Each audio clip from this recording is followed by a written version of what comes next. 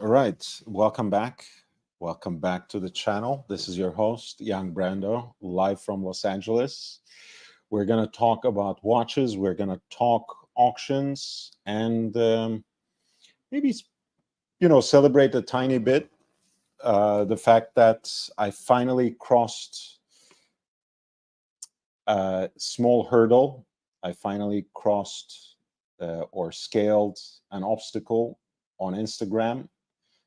Uh, this kind of was a slap on my face for the goals I set on myself because I reached about 1,500 followers on Instagram more than a year ago, sometime in March 2023.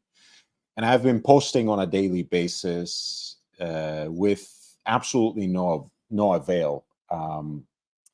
Ever since Instagram started to compete directly with TikTok, of course, they have been completely burying all kinds of content that's not a reel, that's not a video. And my content wasn't consciously, but was largely, of course, confined to uh, photos, still visuals of watches, a lot of watch spotting, a lot of kind of lifestyle shots from times of yore that includes watches where people wear watches. I've tinkered with that format, made it a little more um, engaging, a little more informative, added more visuals. None of it helped, and finally, I'm caving in. Right, there will be always, of course, educational content for those who want to read the captions.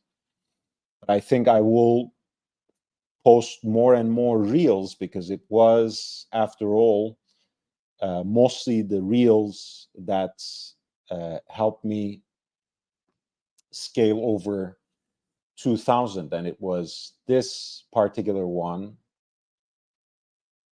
which is Michael Schumacher's own Royal chronograph, the 25960 BC in 18 karat white gold, and a pièce unique to boot.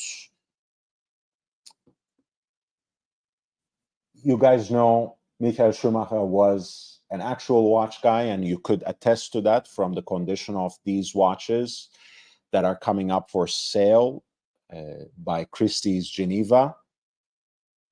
And you would probably know, whether you have watched it from this channel or followed the coverage on other platforms, when Jean Todt's personal collection was sold by Christie's in 2022, it contained a lot of watches that were personal gifts from Schumacher to Jean Todt in gratitude and in friendship.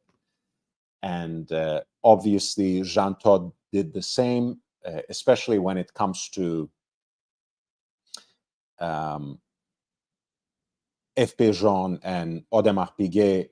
They seem to have favored these two brands, and also favored to give these brands to each other. This watch was, by all appearances, a Christmas gift in year 2003 from Todt to Schumacher. And not only does it commemorate that occasion, it also has a laurel wreath finely engraved on the case back, with each one of Michael Schumacher's championship years also engraved. Since it is 2003, it has only 6.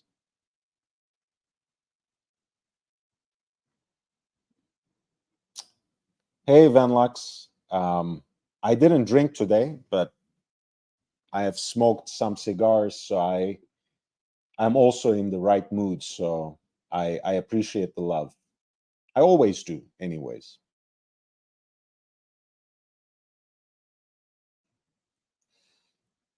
And I meant it when I said I meant it when I said that I love your sense of humor, and the puns you come up with in the chat. You know that it is it's truly on the same frequency as me. I try to keep it perhaps a little too highbrow, but you are one of the people in the chat that helps me break loose from that kind of mood, and I do appreciate that. I didn't talk about the face of the watch, which is what makes it even more unique. Let me just pause right there so we can have a better look there too. And I appreciate what you're saying there, Then Lux. Okay, I need to find a better moment to pause this so we can actually see.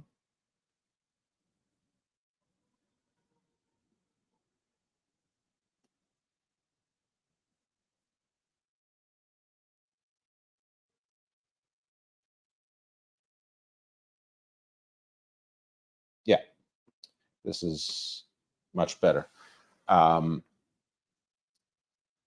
This dial is, of course, otherwise very standard for Royal Oak chronographs of the era, 39 millimeters. So in terms of case diameter, quite similar to the Jumbo, in the same way as the perpetual calendars of that time were. Of course, the perpetual calendars were quite thin. The chronographs, the self-winding chronographs, built as they were on the Frédéric Piguet 1185 at the time, were much thicker. That being said, the dial is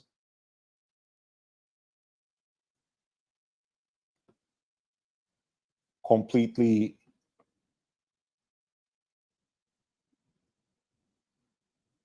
as you would expect from a Royal Oak chronograph of the period, Grand Tapisserie, white dial, which I actually quite appreciate beyond the usual that cloudy night black blue color scheme. But of course, this one has something special in each one of the chronograph registers. The Ferrari prancing horse for the continuous seconds, subdial, Schumacher's racing helmet for the 12-hour counter at 9 o'clock, and for the 30-minute totalizer at 3. It has the 6 stars for each one of his championships, and number 1, which was, of course, Schumacher's racing number at the time. And of course, each one of the chronograph hands is also rendered in reds, which harkens to Corso Rossa, the racing red of the Scuderia Ferrari. Yeah, it is a pretty special watch. You know, I said at JJ's Watch Hangout, you know, I provide all sorts of content, and it's this reel that gets me over the line. But actually, I'm pretty grateful as a fan of Formula One, as a fan of Formula One who used to support Ayrton Senna and begrudgingly accepted Schumacher's supremacy as I was growing up. it feels somehow right that I'm given this favor in a way by Michael Schumacher, who helped me get to 2,000 followers on Instagram. By the way, that particular auction includes a number of interesting pieces from Schumacher's personal collection, which it turns out the family decided to move on from.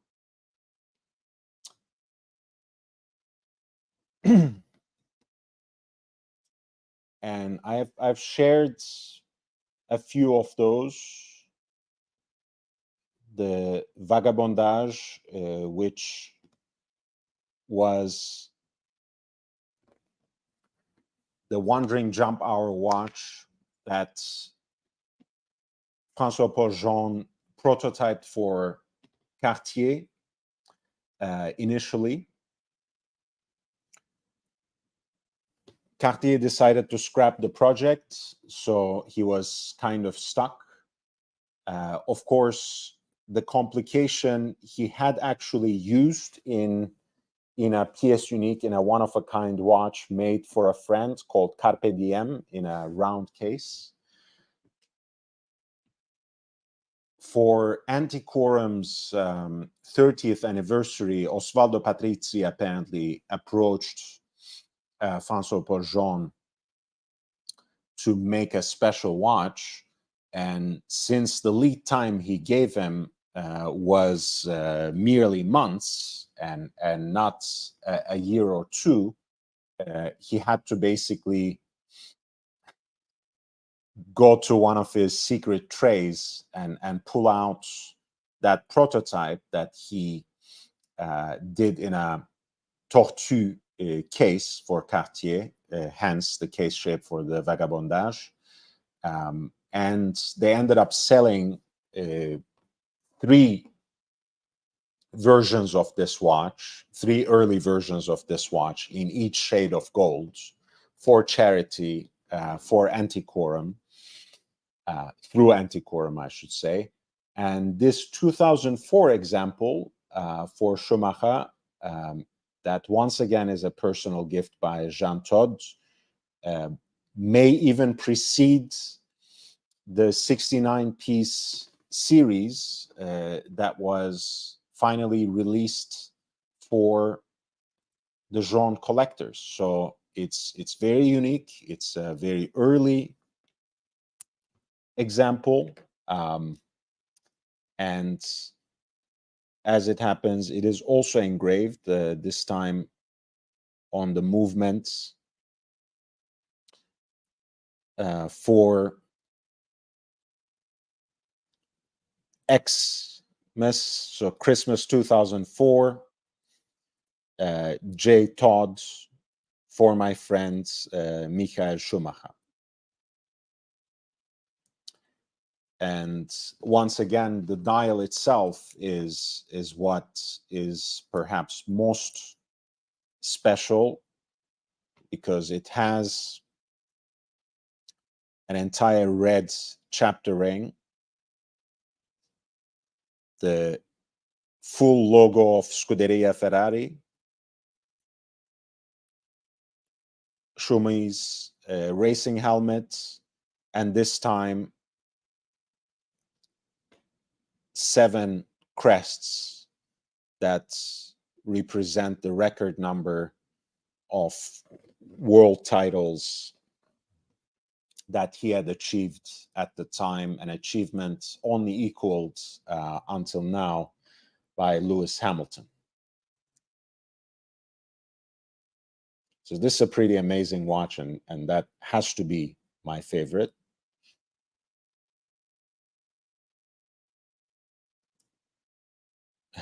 Thank you, Whiskey. Thank you. Yeah, I wasn't doing so well earlier today, I have to say. Huge migraine. I felt like I was getting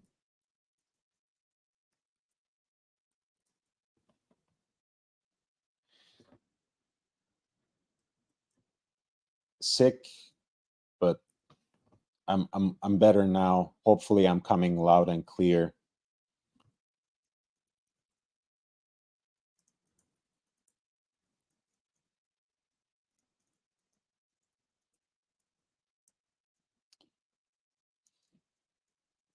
So these are only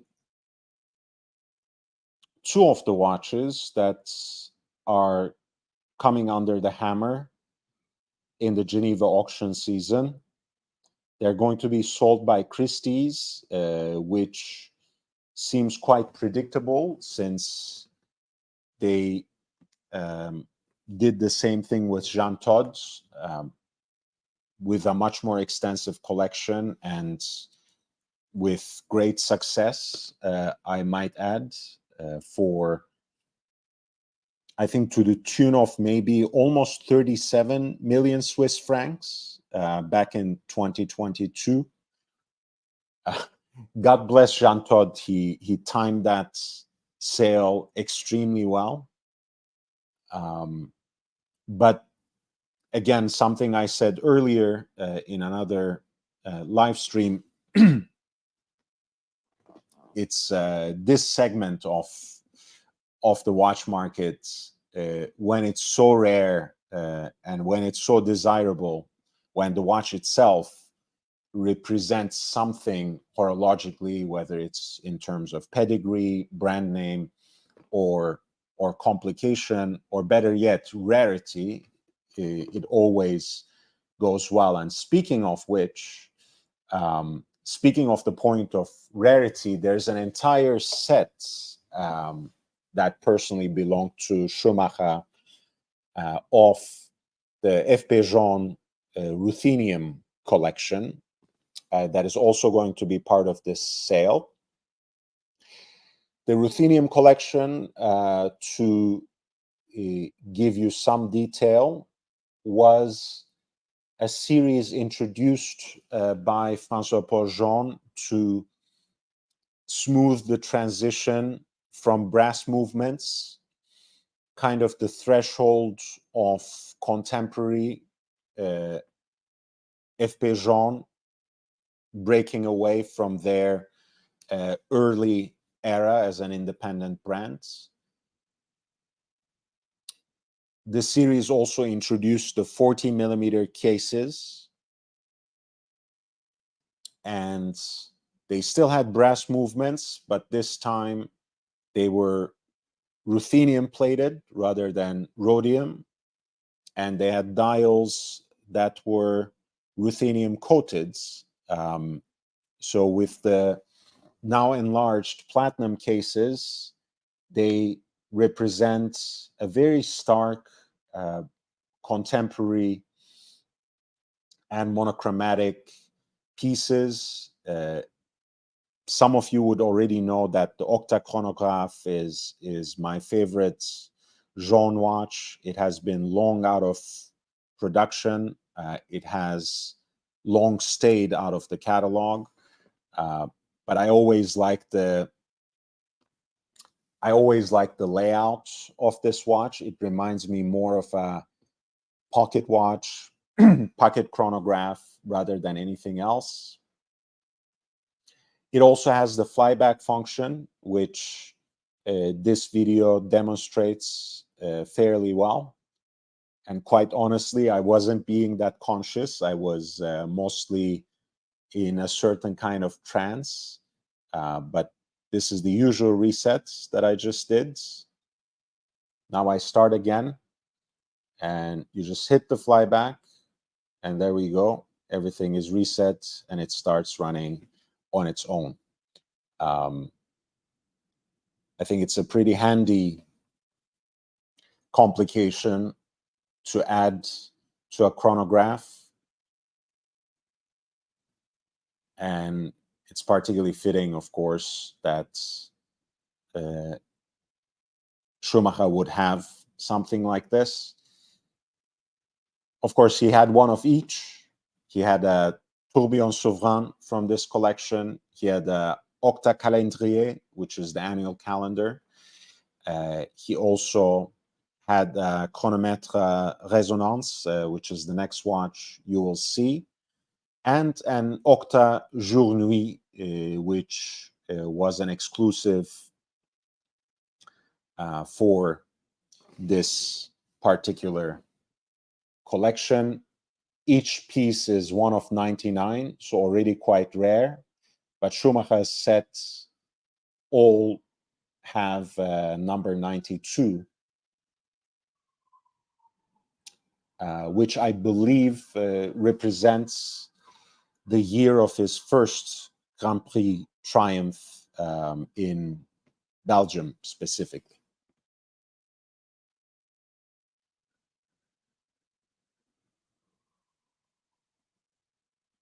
Thank you, Whiskey. Yeah, I think so. And this is going to be a fairly short one. By the way, I didn't send the links on for the Instagram posts, but it would be extremely kind if you guys would take the time to go and like them as well. That's the Vagabondage. This is the Royal Oak Chronograph. This is the Octa Chronograph by F.P. Jean, which I just showed you, and the Chronomètre Résonance, which was, of course, magnificent achievement by François-Paul Jean to put together this sort of demonstration of resonance or resonance as a principle, as a way of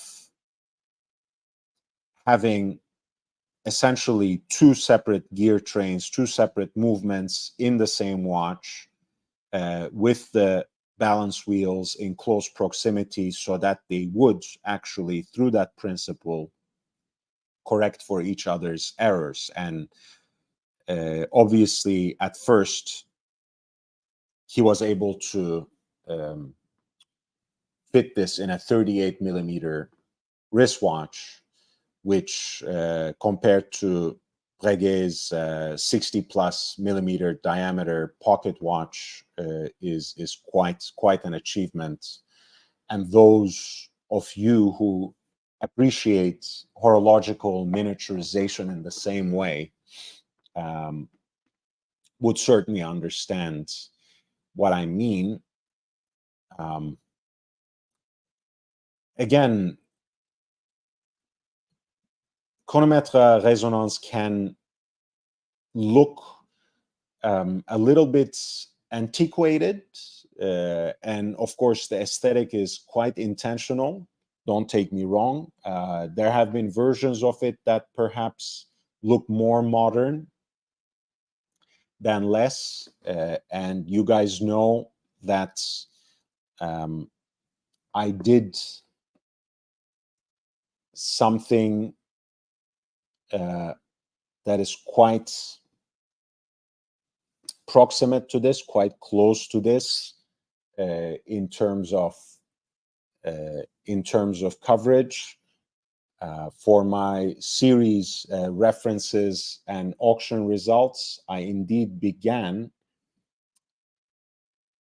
with the F.P. Jean Tourbillon. I should probably do one on the Chronomètre Résonance as well, but I'm going to drop the link to that video, which is a very extended coverage, right there in the chat as well.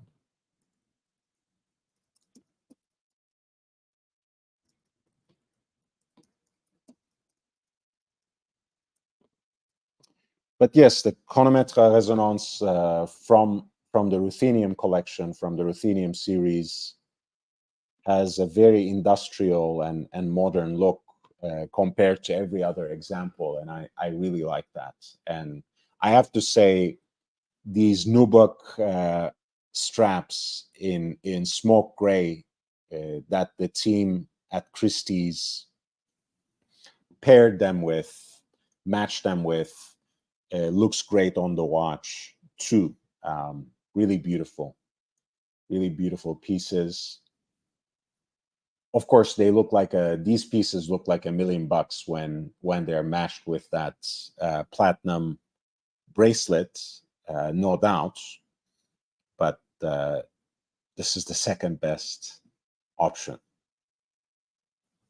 Amazing piece.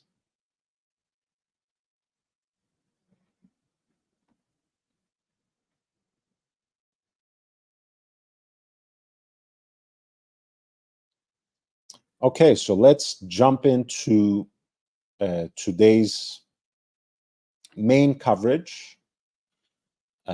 Once again, I'm gonna go to Ineichen auctioneers based in Zurich, one of the old ones, one of the old school ones. But more recently, they are playing the role of disruptor. They have online only curated auctions on the regular. A lot of interesting thematic curations when it comes to those online auctions. Sometimes they can be pretty specific. It can be focused on a brand,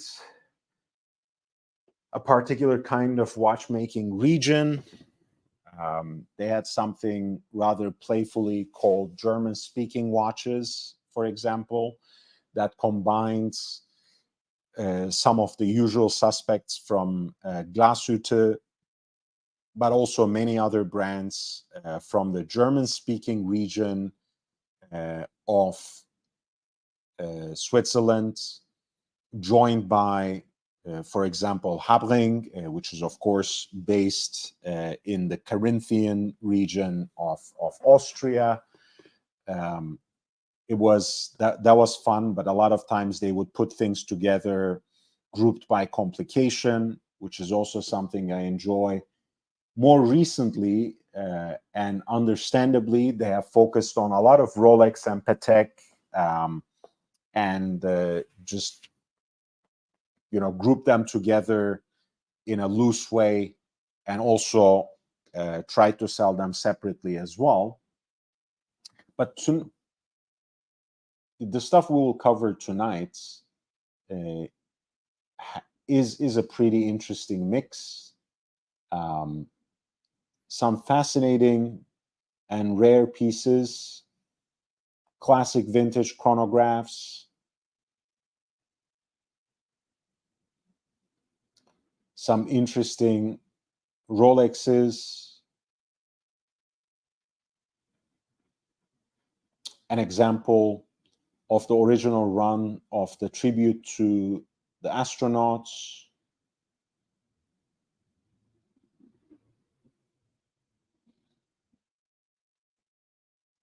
among many other fascinating pieces.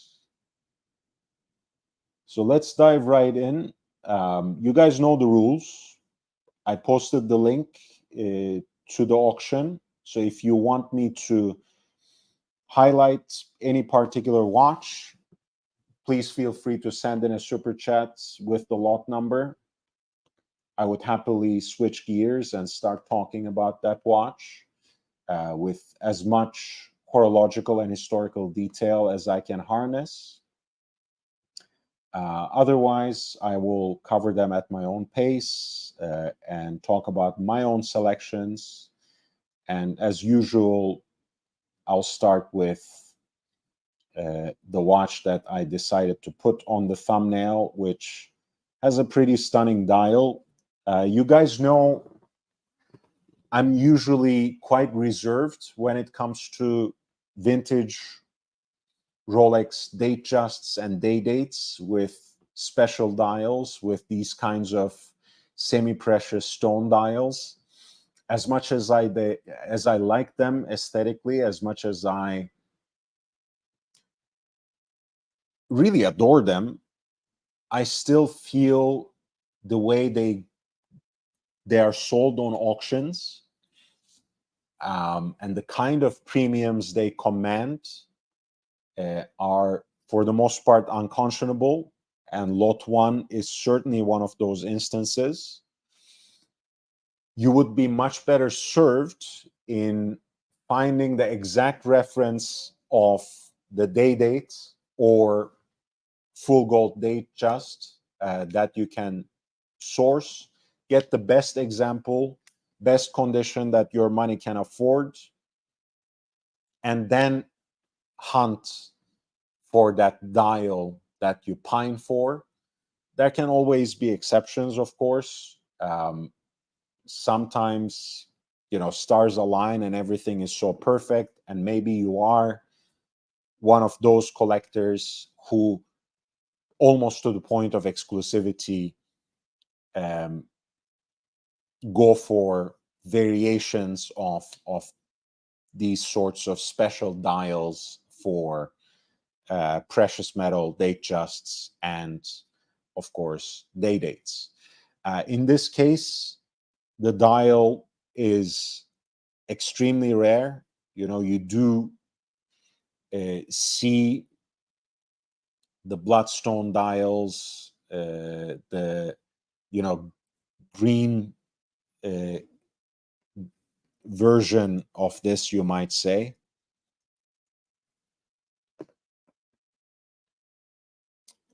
Because the bloodstone is essentially a green jasper with red veins.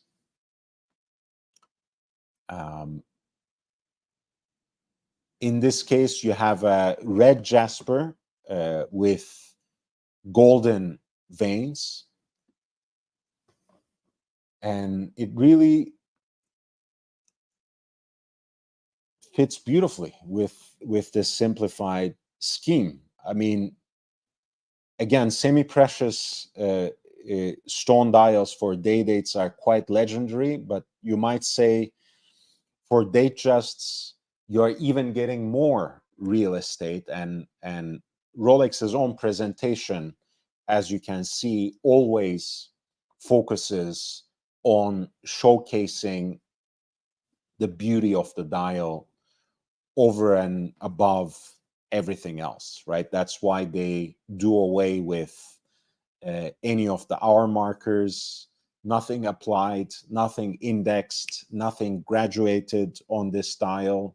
You just have a few lines of writing, and the rest is just the stone, which is here a red jasper. You have an 18 carats yellow gold date just case with a matching fluted bezel. The date itself is framed in gold as well, in matching yellow gold, and you have three lines of writing on top. Signature of the brand, indicating the name of the model, Oyster Perpetual Datejust. Oyster, of course, the name for Rolex's waterproof case. Perpetual, Rolex's reference to their self-winding movements. And Datejust, the name of that iconic dress watch model. People usually think that the name date just comes from the fact that it has just the date, as opposed to the day date, which has the day and the date. The origin of the name actually refers to the almost instant switch that they had achieved at the time for the date to jump over to the next one around the around midnight. Of course, when it comes to vintage date justs, you won't be impressed by now with all sorts of instantaneous calendar movements that have long superseded that sort of precision and efficiency. But at the time, when the date just came out, they were actually pretty close. So the just part of the date just is actually the French word juste, meaning exact in this case.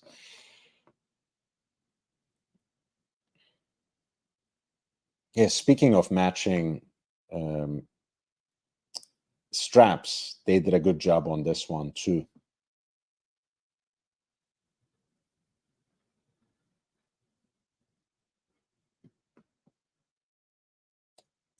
Very cool. Of course, again, the usual caveats apply. Essentially, you are just getting a 1601 date just case in yellow gold, which, you know, cool enough. And a red Jasper dial, right? You are not getting the matching Jubilee bracelets.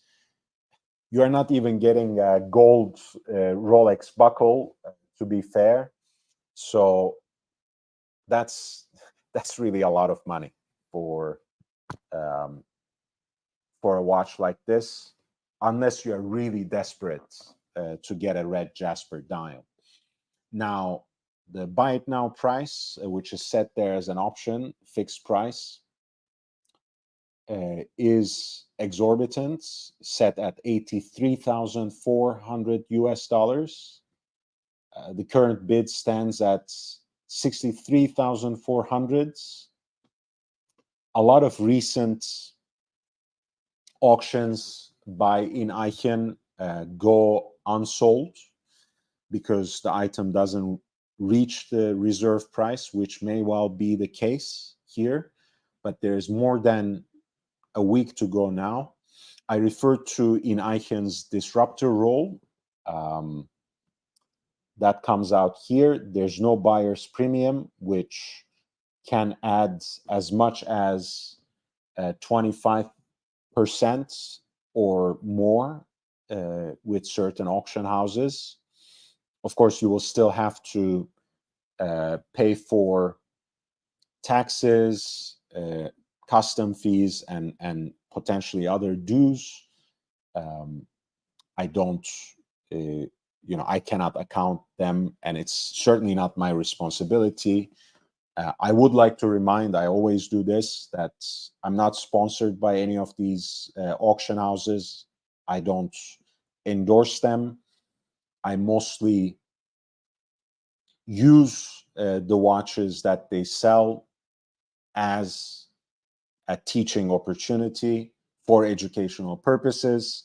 Of course, if you are actually in the market for any particular watch, please get in touch with me in the comments, through DMs on Instagram at young.brando.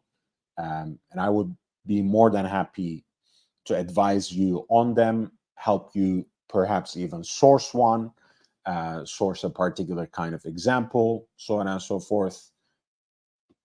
But as always, I put the cart before the horse in this case, and I said, it would be the last thing I would do to buy a semi-precious stone dial day date or date just on an auction, because the prices are crazy. The demands for the premium are out of all proportion. But it's good to see the rarity of the watch, of the dial specifically, and it's also great to see the kind of presentation Rolex gave to these sorts of semi-precious stone dials, which lets the material speak for itself.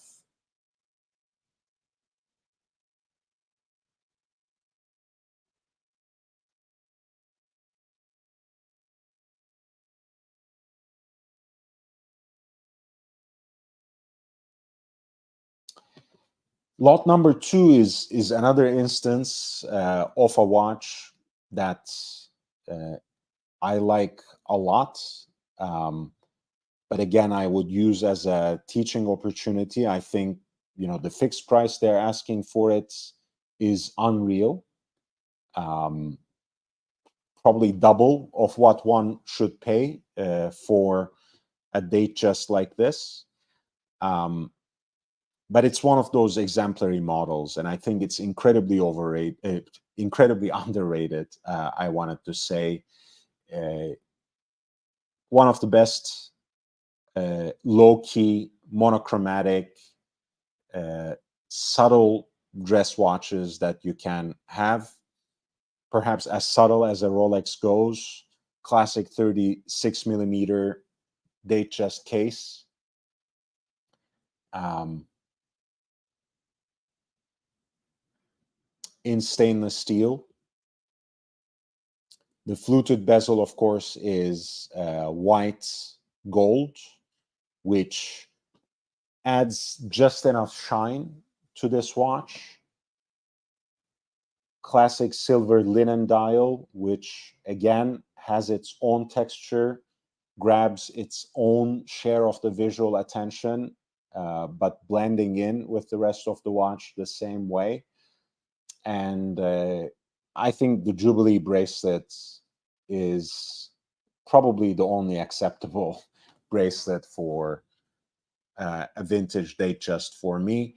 Of course, with more contemporary examples, as we get closer to our time, yes, you have smooth domed bezels for Datejusts. I think that does go pretty nicely with the classic oyster bracelet. But for me, a vintage or neo-vintage Datejust just deserves to have a fluted bezel, and that's, to me at least, goes best with the Jubilee bracelet. Um, the positive things about this particular package is the fact that it's a full set, presentation box, um, product literature, the original warranty paper, and even the outer case for the presentation box is preserved. And to be fair, again, the condition of the case looks pretty decent, if not particularly unpolished.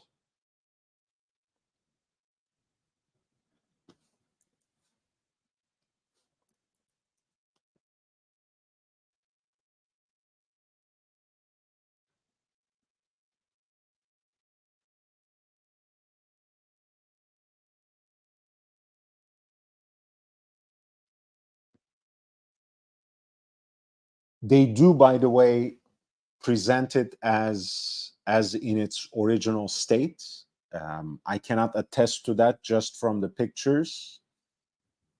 It may well be, that may well be the case. Maybe it's just some scratches and pitting from light wear and maybe storage. Um, but in the absence of a close inspection, I can't say much. And the Datejust, by the way, is a very good occasion to see the difference in those materials, right? You know, the stainless steel has usually a very sharp uh, glimmer, and you can particularly attest to that from the center links of the Jubilee bracelets, whereas white gold has more of a warm glow, and even that fluting of the bezel of the white gold bezel on the stainless steel case and bracelets doesn't strike you as particularly loud, precisely because of that.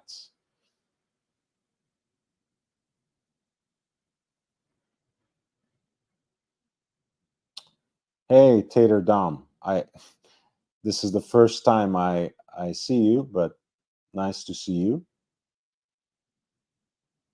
Vanlux says, pretty nice. I have a 41, Datejust 41, Baton, fluted oyster white dial, but I also love this. Yeah, I love a simple Datejust, honestly. Um, you know, I prefer vintage stuff, but hey, whatever floats your boat. With vintage, you are stuck with a 36 millimeter case. If that doesn't cut it for you, if that's too small for you, thankfully, Rolex does the same thing, but differently now, which is something I came to appreciate more and more about Rolex as time passes. The fact that they uh, make recognizable watches, recognizable through the ages, but always adapting somehow to the exigencies of the current time.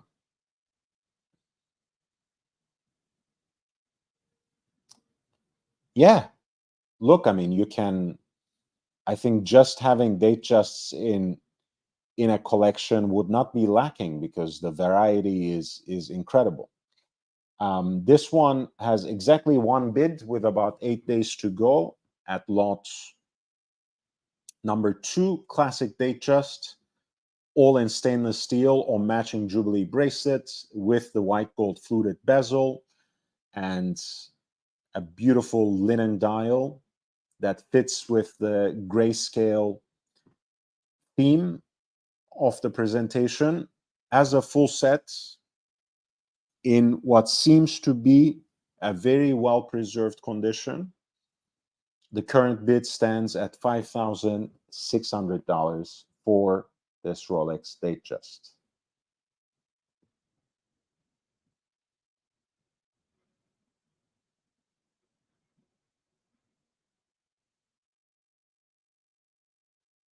This is a very interesting one and not something you see every day. Of course, again, the genre in and of itself is not uh, unseen at all. In fact, there are many collectors who only collect or who have a particular focus in collecting time only Pateks with double signed dials. Uh, of course, most famously, Patek still to this day uh, does co-sign dials with Tiffany and Company, which is still based out of New York, even though it is now wholly owned by Moët Hennessy Louis Vuitton. In the past, of course, Patek did this sort of co-signature with many different jewelers, also in the US, but still just as famously with Bayer out of Zurich, with Gubelin out of Luzern, and many others. Uh, Favre et Léoba is, in fact, one of the oldest watch companies. But as you can see, they clearly dealt in other watches, in other brands as well.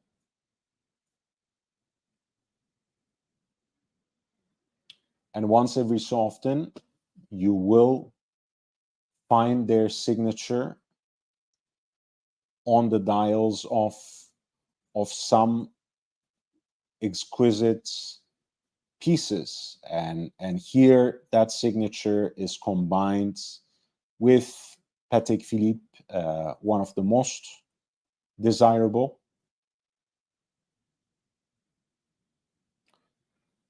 And again, this is the kind of watch that to me is in the same category as a vintage Datejust. Of course, with vintage Calatravas, you're working with watches that are even smaller. So if you find it,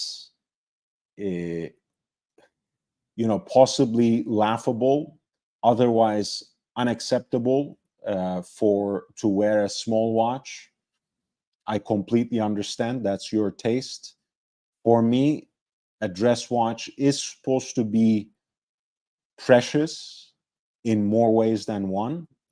Um, it should be a little dainty, quite discreet. It should mostly disappear on your wrist. It shouldn't take all the attention onto itself while you are wearing it literally under the cuff of your shirt, but it should be quite captivating once it is seen up close. And a Patek Philippe Calatrava, a vintage Patek Philippe Calatrava checks all those boxes for me. Here you have a beautiful double sign dial with a kind of warm patina on it, obus-shaped, multifaceted markers for the hours, sweep center seconds, short hands.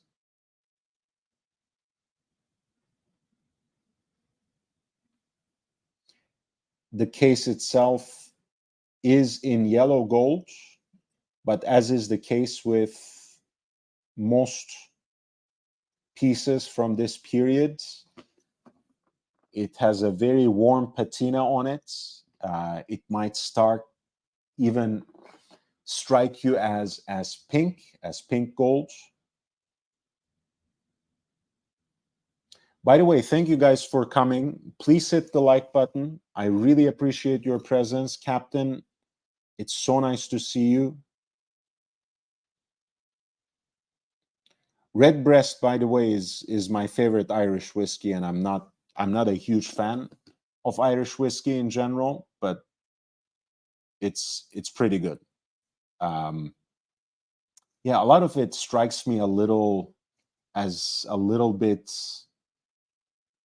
too sweet, and that's even the case for Redbreast as well. I usually, just like Van Lux, I usually drink Scotch, and I usually go for Islay.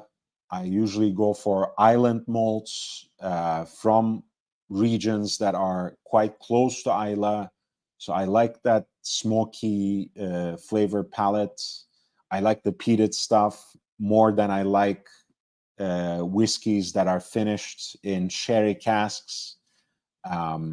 Although that's not a universal rule for me, so it's quite predictable that I'm not a huge fan of Irish whiskey by and large. I know I'm generalizing quite a bit, and Whiskey Reaper can correct me in the chat, thankfully.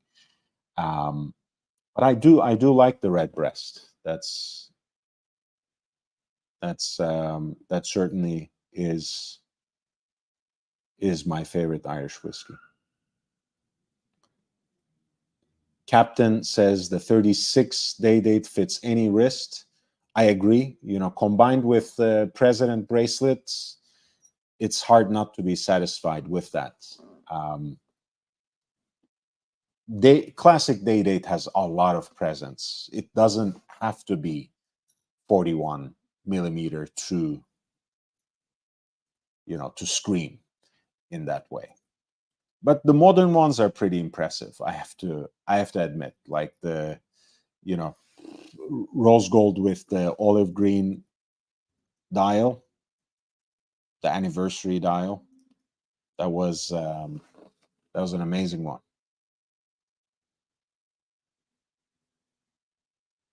I think technically they might be 40, but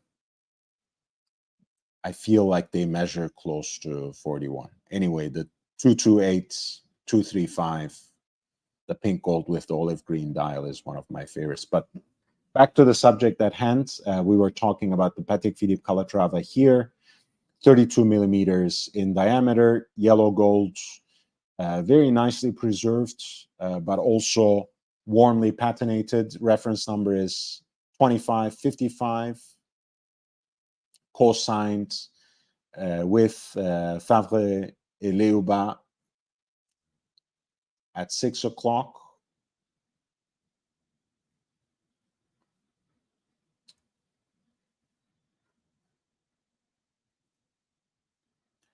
That's a nice spread, by the way. Does come with some service papers as well as an archival extract, which cannot hurt. It's a piece originally from mid-50s. And as you can discern from the quite legible and rather crisp hallmark there on the underside of the upper left lug, the case is in pretty decent condition as well.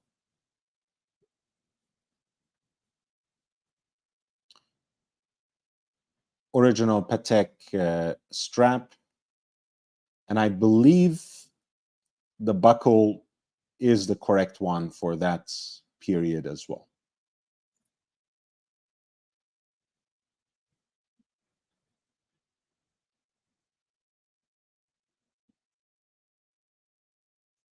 Actually, I take that back. That's just a similar look, but I believe it's a generic buckle, possibly gold-plated rather than being gold. This is lot number 5. The piece is yet to receive any bids. The fixed price is $50,000, $50,050, in fact. I think that may be a little excessive, perhaps for the right buyer. It's just right. No comment from me on that note. The starting bid is $11,150. There is a reserve price. It remains to be seen whether that will be hit and whether this watch will be sold, but I'll be checking on it for sure. And I actually have a lot of friends and others that I consult who would be exactly interested in this piece. So I will actually take this moment to send them the link.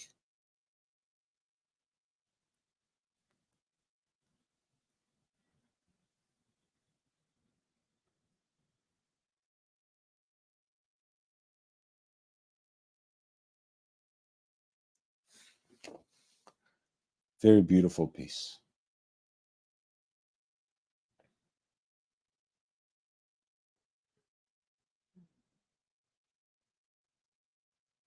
If you're not particularly hunting for a double signed dial, but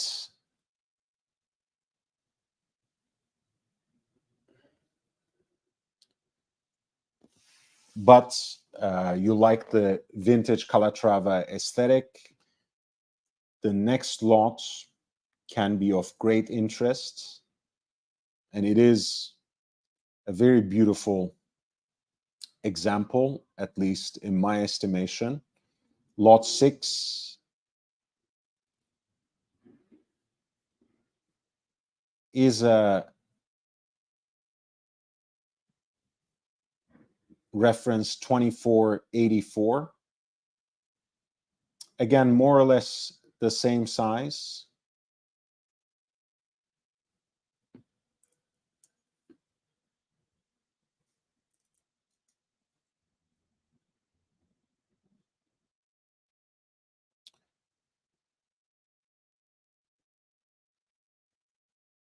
Once again,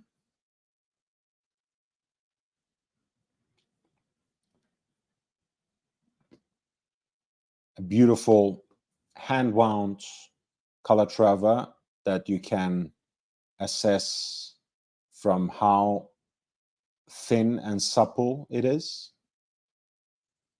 This time, the layout is even more classical. We have the same obus-shaped markers, but small seconds on a subdial at 6, and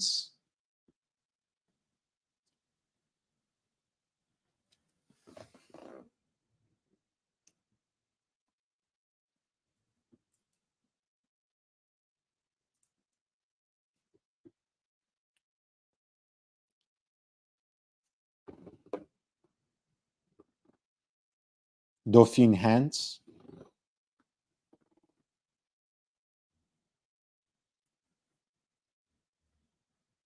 Beautiful off-white dial that I feel has seen better days, but still it's recognizable. It has that pearled track, as they sometimes call it, with a polished gold beat for each minute, slightly enlarged for each 5 minutes, every 5 minutes, I should say. I really like this particular case design. It feels almost sculptural with stepped bezel and stepped lugs. And again, the case is well preserved, perhaps not the most unpolished, best preserved example. As you can see, the hallmarks are a little shallow, which probably means that this piece has seen better days and gone through a couple of rounds of polishing. But overall, a good looking watch, a handsome watch. Once again, you are essentially just getting the case. I believe in this particular instance, the strap is a generic one as well as the buckle, but it presents the watch well. There is a buy it now option that can end the auction at any point in time. That is set at $13,350. The current bid is $6,700. That is the highest bid for now, with about 8 days to go.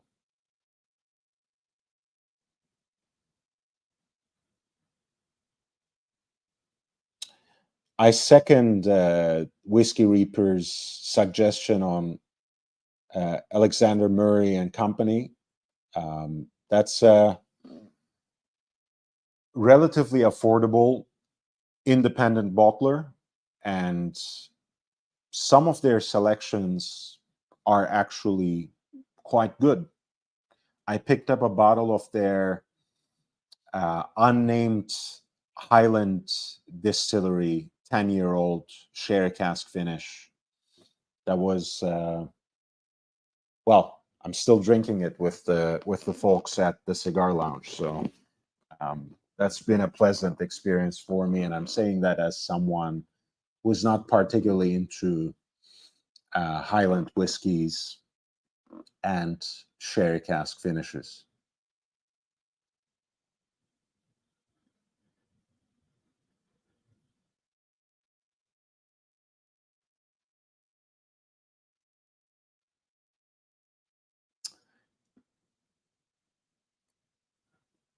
This particular piece comes from one of my favorites genres of vintage watches. These watches are this style of watches, I should say, are coming into a stronger prominence and desirability these days.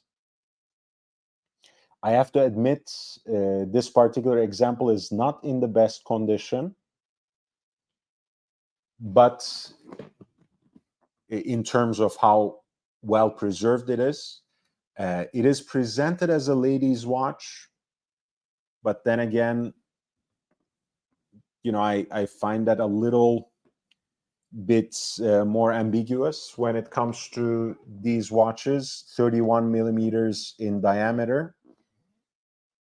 This is like an integrated bracelet dress watch with kind of scaly snakeskin styled matching bracelets. And by matching, I mean that both the case and the bracelets is executed in 18 karat white gold. The dial, as you have seen, has brilliant cut diamonds, exactly 12 of them for the hour markers. And it is one of those desirable semi-precious stone dials, in this case, lapis lazuli, and it looks beautiful in this particular genre of watch. Of course, the common sticking points with these kinds of watches is the bracelets. These kinds of quote-unquote integrated bracelets, dress watch styles are cut to size a lot of times. So if you have a large wrist, you might find it quite difficult to find to source a watch that fits your wrist. If you are, if you have a smaller wrist like I do, that might be a blessing in disguise in this case. They can, of course, be extended, but sometimes that might not be worth the ticket price. That might not be worth the effort and time. Nevertheless, if you can find the right one, this particular genre, this particular style of watch, I think still offers a lot of value. Very fun to wear. And in this case, I will have to chastise them for not writing down the exact length of the bracelet, because it's perhaps the most important piece of information that they can share about this watch. And they didn't. The piece has exactly one bid so far, the starting bid of $7,800. Currently the highest bid for about 8 days to go. The fixed price is set at $18,950, which I think is quite high for the condition. And I would most certainly send them an email, find a way to reach them, and figure out what the length of that bracelet is before I do anything about this watch. That should serve as a warning for lot 9, which is an Audemars Piguet white gold cocktail watch, a dress watch on an integrated bracelet with a gem set lapis lazuli dial. Beautiful piece, but I would tread carefully because of how short these bracelets can sometimes be, and because specifically they don't provide a measurement in this particular case.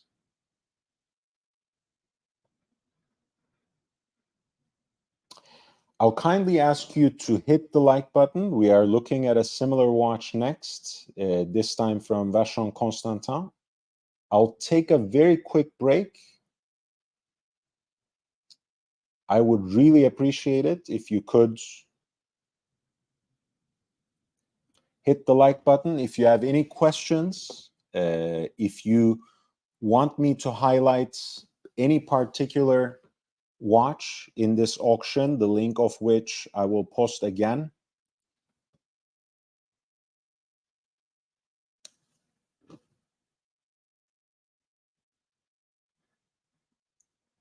Dr. Bob's, yes, it would be very generous of you to super chat. You don't have to, though. That's a jasper. It's a red jasper. Um, think of it as the counter image of the bloodstone, right? Bloodstone is green jasper with red veins. This is red jasper with gold veins, kind of. So a very similar genre. But yeah, I appreciate the question. At least hit the like button, or if you would like to contribute. Again, this is a crowdfunded channel, so to speak. I very specifically, very intently don't take any sponsors, don't take any endorsements from any gray market dealers, auction houses, any one of the major brands, so I can speak my mind, so I can speak for your interest, and so I can help you without inhibition to get the best value for your money, both at retail and on the secondary markets. So any contribution to the channel goes directly into the channel, and it comes back to you in terms of quality and quantity of content. So if you do contribute, that's well appreciated. And I think for the kind of efforts that I put in, and for the kind of information that I otherwise give quite freely and liberally, um, it's worth it. It's worth it.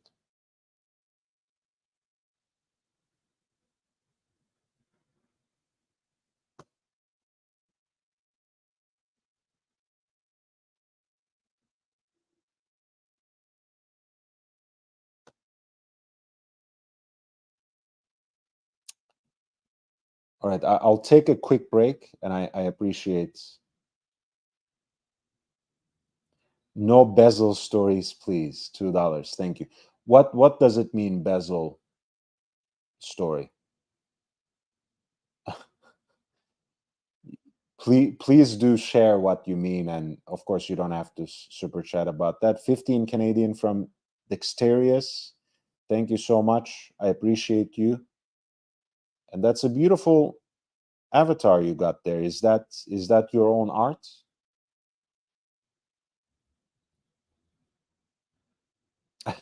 I don't want to know. Okay, short break. I will be right back.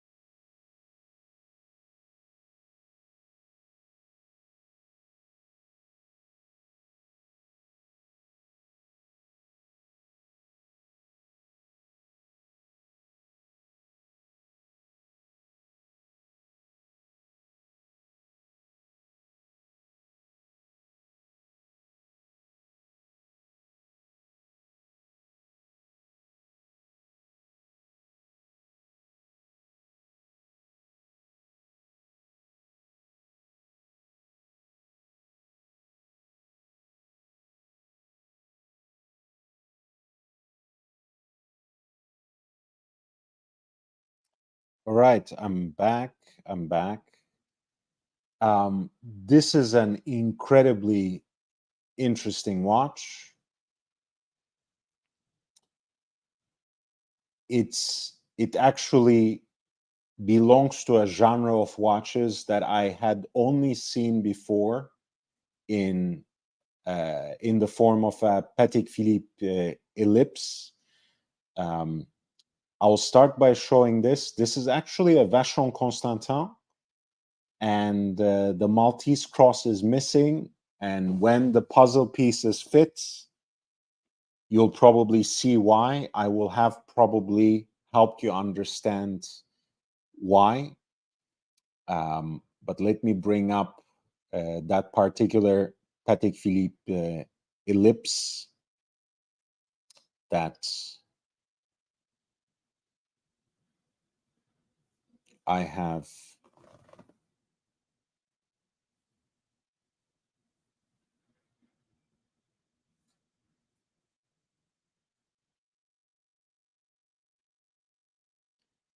I have seen a Patek Philippe with the same inscription, and I'm gonna share it with you on the screen now. And I'll send the link also to the Instagram page where I covered it. And thank you again for your patience. And thank you, Dr. Bob's Nightmare and Dexterious, for your generous contributions as well.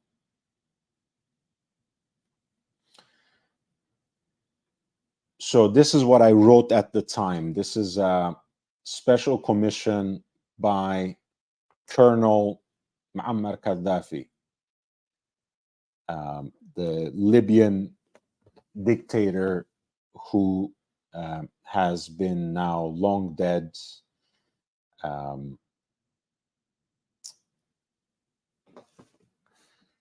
one of the most cynically callous and cruelly violent political leaders of recent time, perhaps as much towards his own people as he was to Libya's perceived external enemies. Colonel Muammar Gaddafi was also a master of political rhetoric and theatricality in his public appearances. Gaddafi's impressive collection of watches is only one aspect of this pompous persona that he cultivated, which he and his detractors alternatively used to their advantage. This is a Grand Ellipse in 18 karat white gold on an integrated bracelet. It was sold by Christie's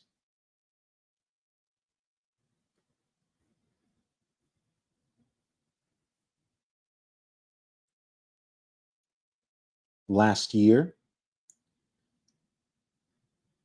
for 138,600 Swiss francs on November 6th. It's a reference 3589/1. I have I had found another example of it from a 2019 Dubai auction. That one was sold 187,500 US dollars. And uh, the watch actually harkens back to the colors of Gaddafi's Green Book.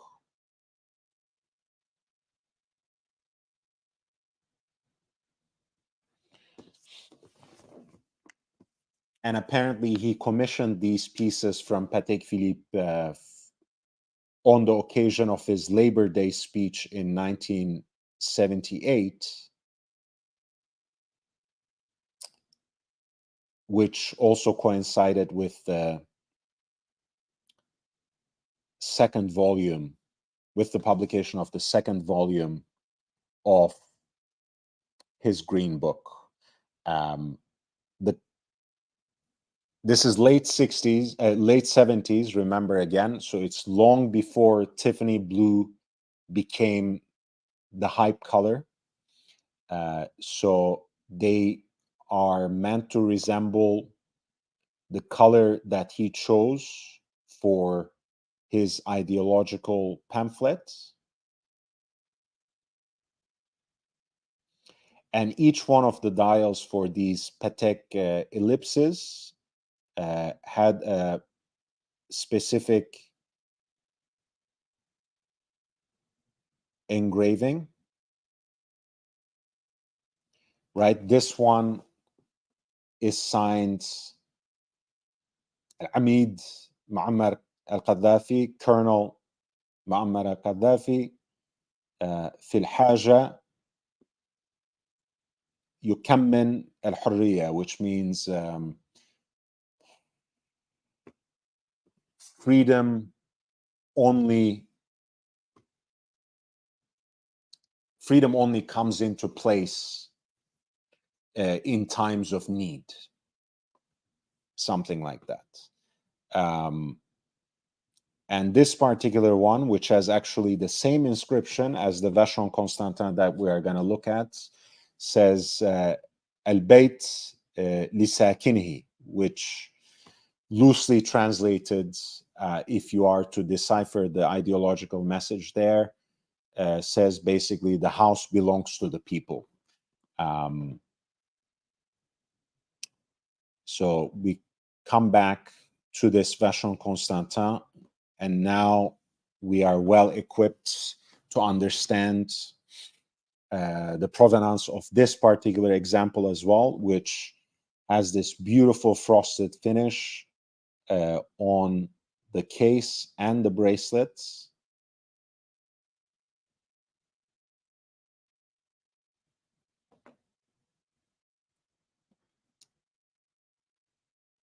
That same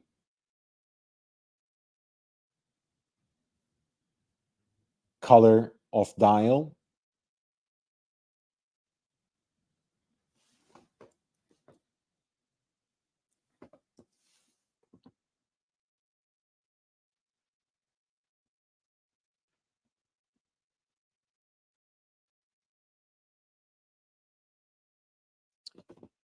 with an ultra thin hand wound movement. The watch is beautifully supple. And I'll venture to say that the Maltese cross is not actually missing from the dial, but is removed.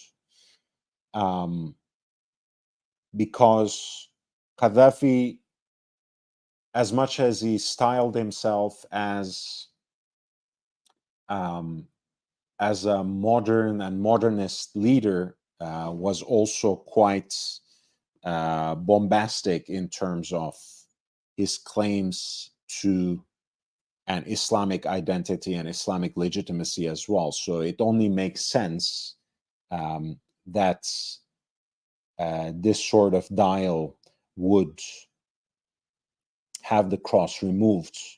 You might contest that understanding and interpretation, I understand, because at the end of the day, the crown still has the Maltese cross. The clasp of the bracelet still has the Maltese cross. But I think that actually goes all together quite well to explain the kind of contradiction that Gaddafi embodied, because he would want to make sure that it would not show on the place that's most commonly visible, which is the watch face, and everything else remains hidden, so it doesn't matter as much. Now, the watches that were sold, the Patek ellipses that were sold,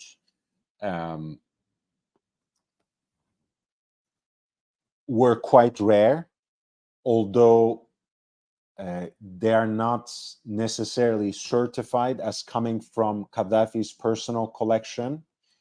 They may have been personal gifts from him to certain important people within the Libyan regime or their collaborators. I guess this can go for this particular watch too. I think it would be incredibly uh, stupid to pass on this watch. However, I think it's probably worth uh, just about, if not more, than uh,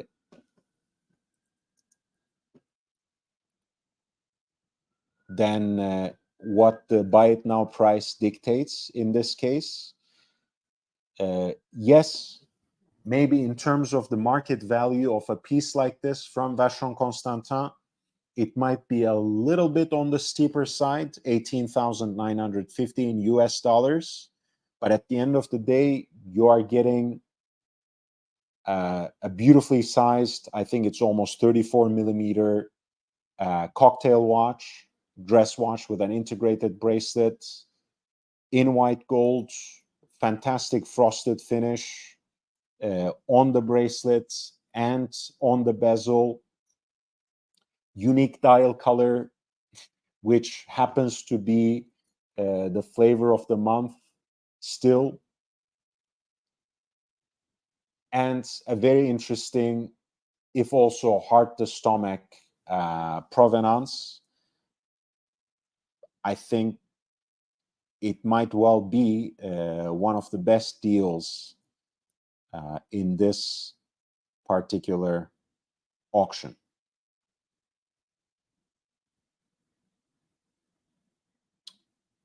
Whether you want to take the risk to see if you can snipe it in the dying embers of the auction, or you feel particularly rich and you want a piece of what is admittedly a very bloody history, this is your chance. A Vacheron Constantin cocktail watch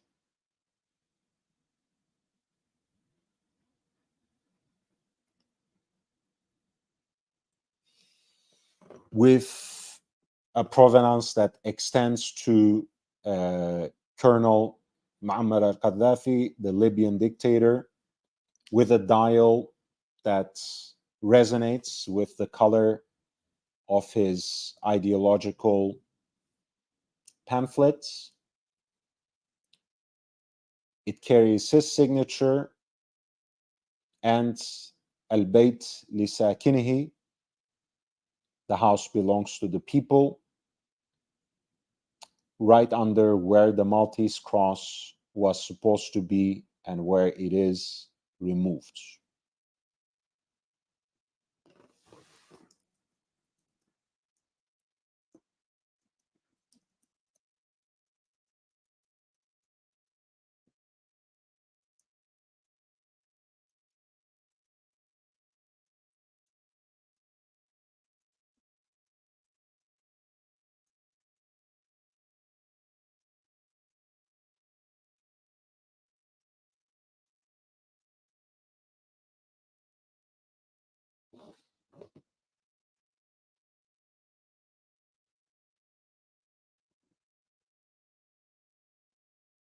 Incredible.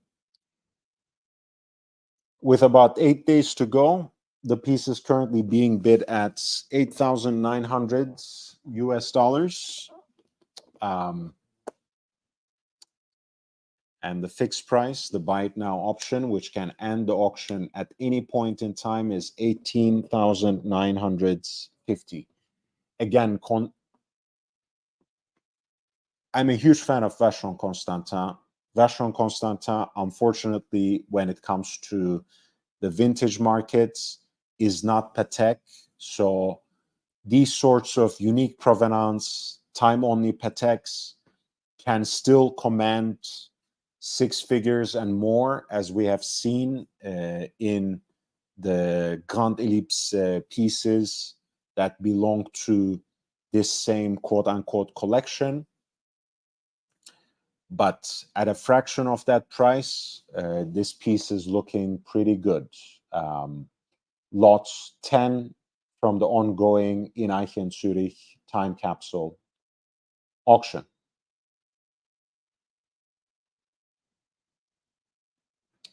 Muhammad had better taste in watches than Elton John. Hey, I don't know. I don't know. But that's an interesting take, to be sure. Hey guys, thank you again so much for being with me tonight and for your support. We're looking at some very interesting pieces. There's a dual time zone Chopard dress watch here, very much in the same style that we were looking at, of cocktail watches, of the integrated bracelet dress watches. In this case, you have kind of a diagonal, horizontal elliptical shape, two separate movements in the same watch. 34 by 31 is the diameter of the piece.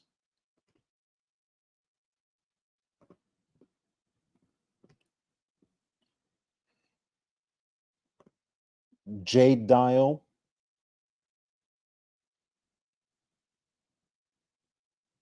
On the background with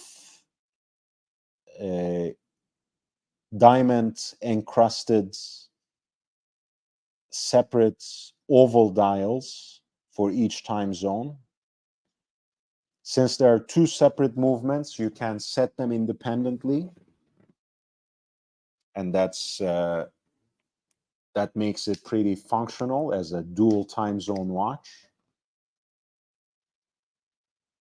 And it comes on a beautifully integrated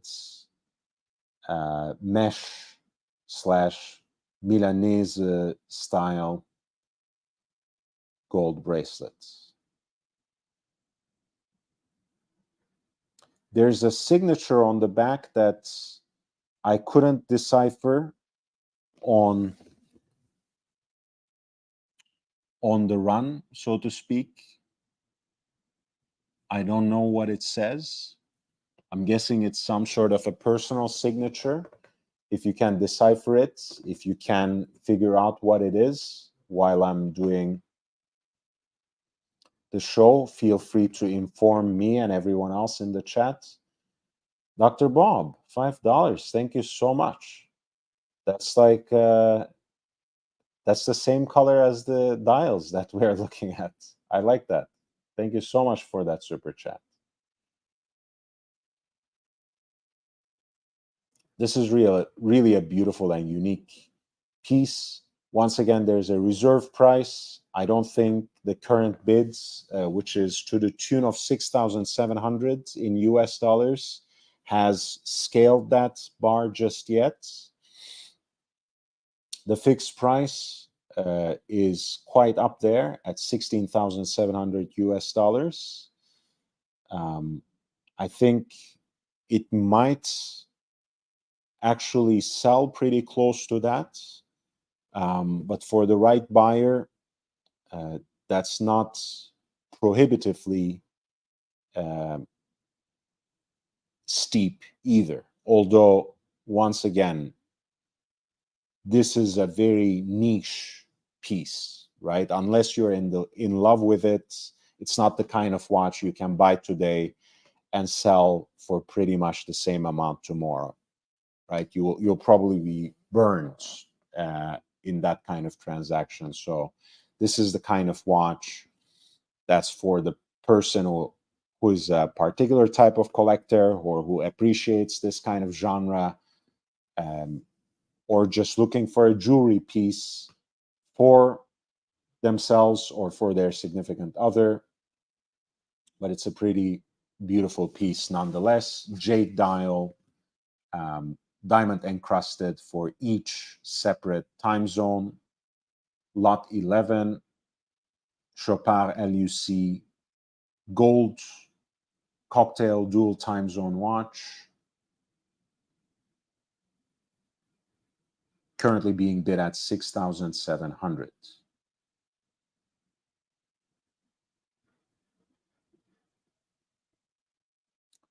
Lot 12 is a cushion-cased vintage yellow gold Patek Philippe dress watch. This one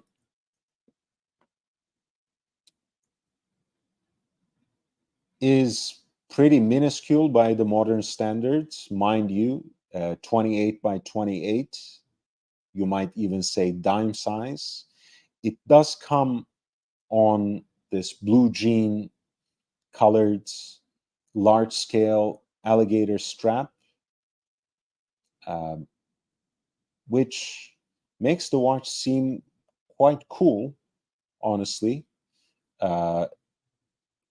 This can be an interesting piece for a woman, most certainly, but also for a man who likes wearing something teeny tiny. But it's a pretty hipster style watch for today's standards. But look how beautifully sleek that is from the side profile. I have to say that does look pretty cool. Once again, there are 8 days to go for lot 12, but it is being bid at 4,450 US dollars. The buy it now option is fixed at $10,050 for lots. Number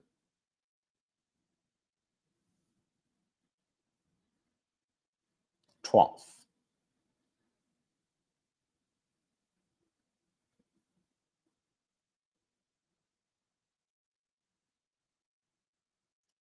The reference is 3523. Patek Philippe 3523 for a pretty small cushion-cased vintage dress watch in 18 karat yellow gold. Hand-wound movements, of course.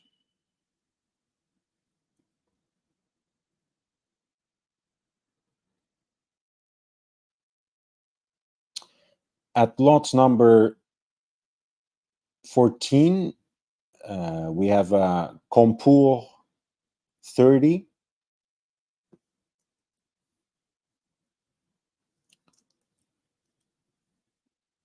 This is a Universal Genève chronograph that comes from the time period before the compacts and tri-compacts that we cherish and love. I have to say, one must know a couple of things about the provenance of these watches before one makes a move. Because as it is, it's a very attractive watch, right? Look at those angular lugs in the oversized stainless steel chronograph case, 38 millimeters in diameter. That's pretty desirable and oversized for the period. The black dial, the thick illuminated Arabic numerals, and the lozenge-shaped hands all cut a very striking figure for this watch. But that also means this is a chronograph with military provenance, and it is from a time period between 1943 and 45. a lot of the pieces from this time period will actually have the engravings for the military issue that go with it. RLM.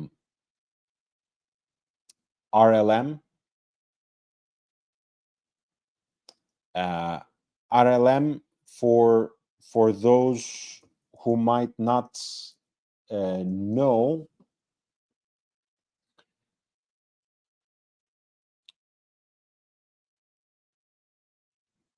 stands for Rijksluchtvaartministerium,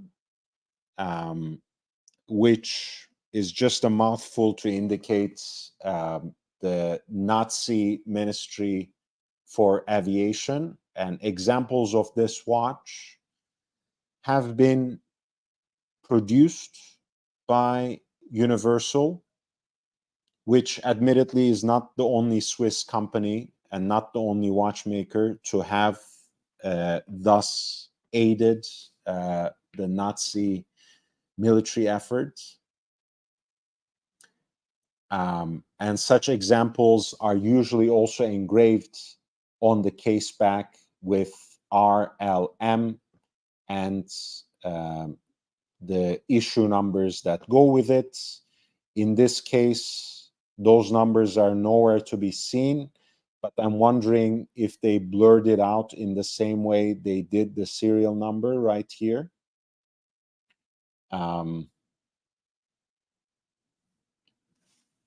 That just sounds, well, that just looks a little fishy to me because why would they blur the serial number in that way when they don't do something similar with a lot of other watches on this auction? Yeah,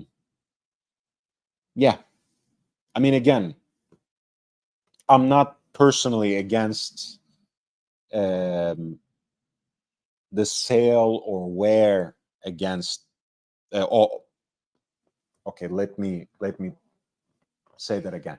I'm not personally against the sale and wear of such watches, even though from a collector's standpoint, I would never go after a piece like that from a personal standpoint. I don't necessarily judge others for going after such watches, even collecting those watches. Their intentions are not for me to discern or puzzle over. But when I give any coverage to watches like this, that might have this kind of provenance on my channel, I always tread very carefully. So I hope you understand that.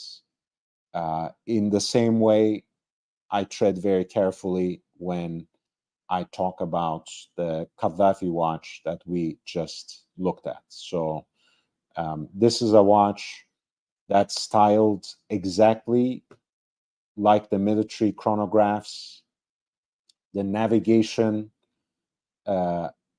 pilots' chronographs that were issued by the Nazi Ministry of Aviation. It might not be such a watch itself in the absence of the military issue number on the case back. It's impossible to know for sure, but it's styled exactly in the same way, exactly like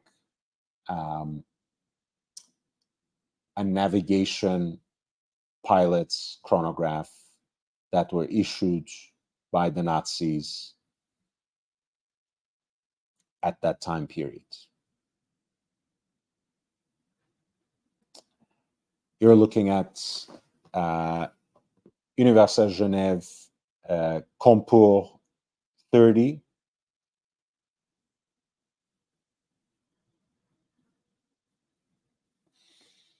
In a pretty good condition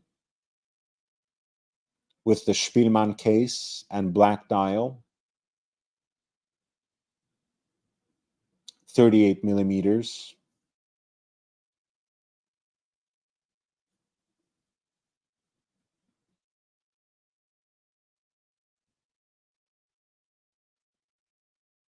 The piece is in good condition, not the best that I've ever seen, but certainly quite well preserved. The piece is based on caliber 285, hand wound column wheel chronograph with a 45-minute totalizer at 3 o'clock, running seconds at 9. And the reference number for this Universal Genève watch is 22409.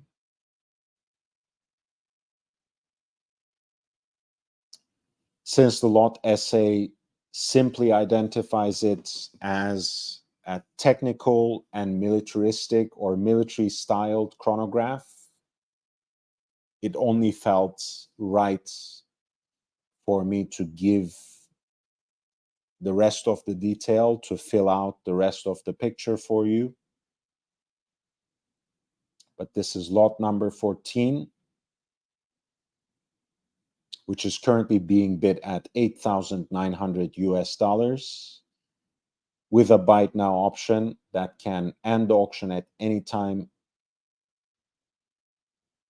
fixed at 14,500 in US dollars.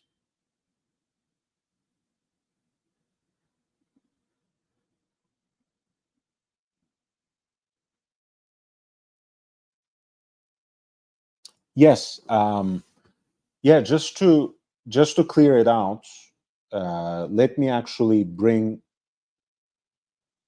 I hate to do this, but again, it's educational purposes only. Let me bring you the case back of one such watch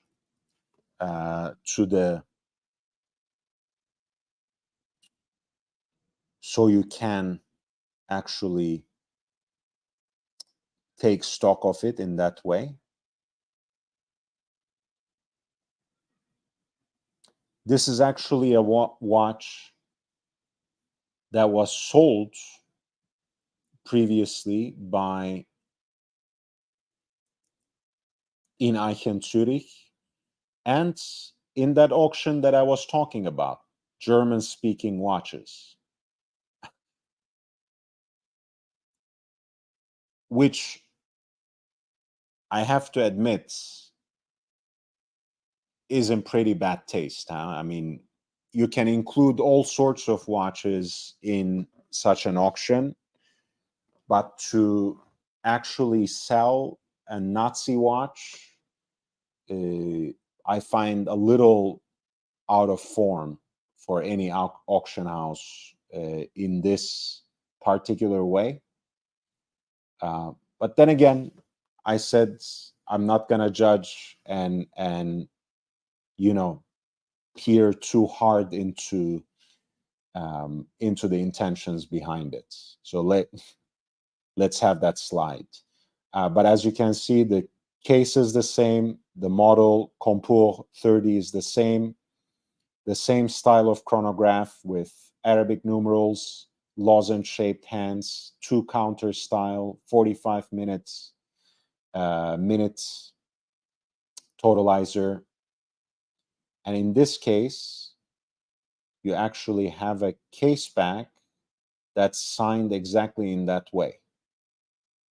RLM for Reichsluftfahrtministerium, the ministry, the Imperial Ministry of Aviation, as in the Nazi Ministry of Aviation, -NAV, which is for the German word Navigation, navigation.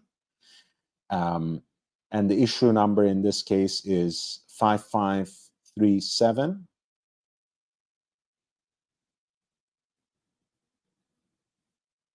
And as you can see, the watch has the same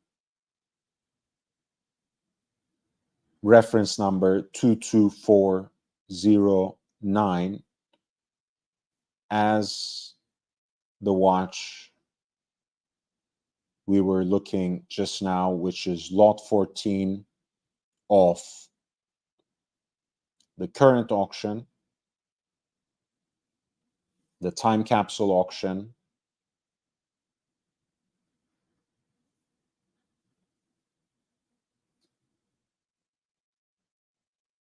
And in fact, you have a watch that's in appreciably better condition, dial, case, and all.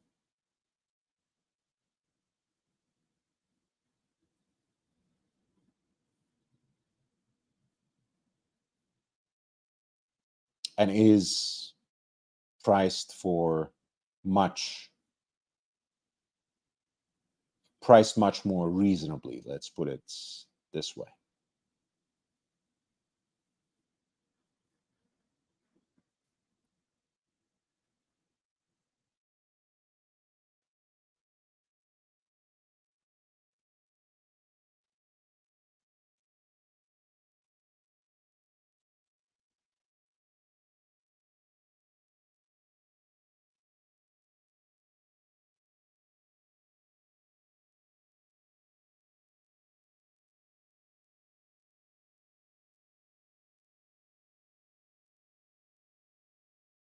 Hey, Curly. Reaper, come back. Where's Reaper gone? Reaper's here. He hasn't gone anywhere.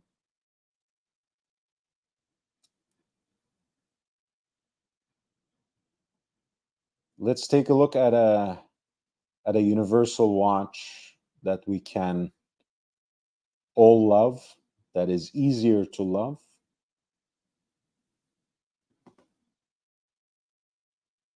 I think they had one of those, no? Right here. We have a Tricompax.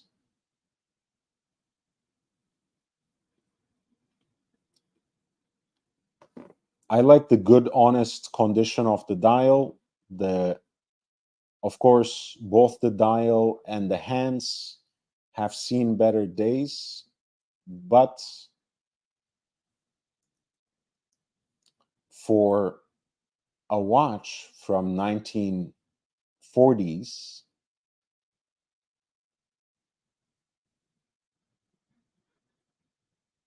it feels wrong to expect something in perfect condition. And a lot of times, those kinds of pieces end up being quite doctored and not necessarily in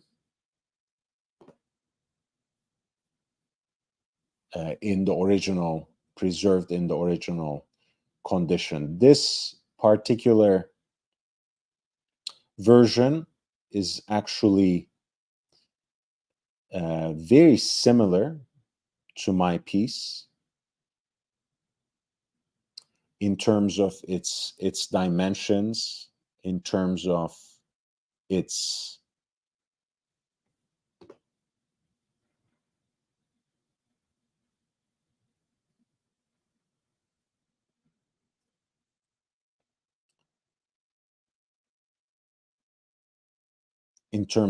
movement. It's a different case with, I have to say, wider and more extended lugs, which might be preferable for some.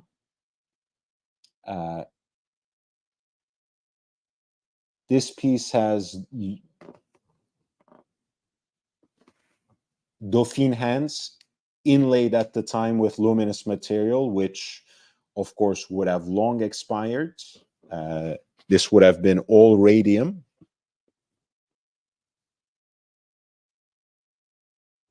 But the 37 millimeter case diameter makes this watch quite desirable and very nice to wear for a more contemporary time and occasion. And unlike the dial, the case itself seems to be preserved well enough, not in perfect condition by any stretch of imagination, don't take me wrong, but something that would be nice to wear on a regular basis. The movement would probably need some servicing.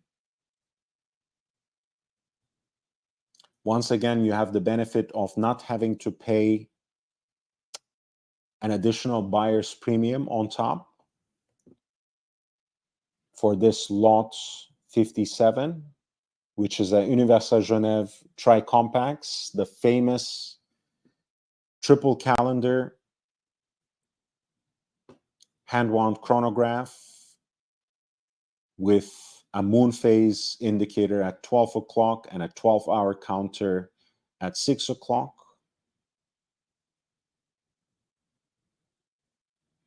I quite like it. I think the stainless steel jumbo examples from the time period, such as this one, are great for the everyday.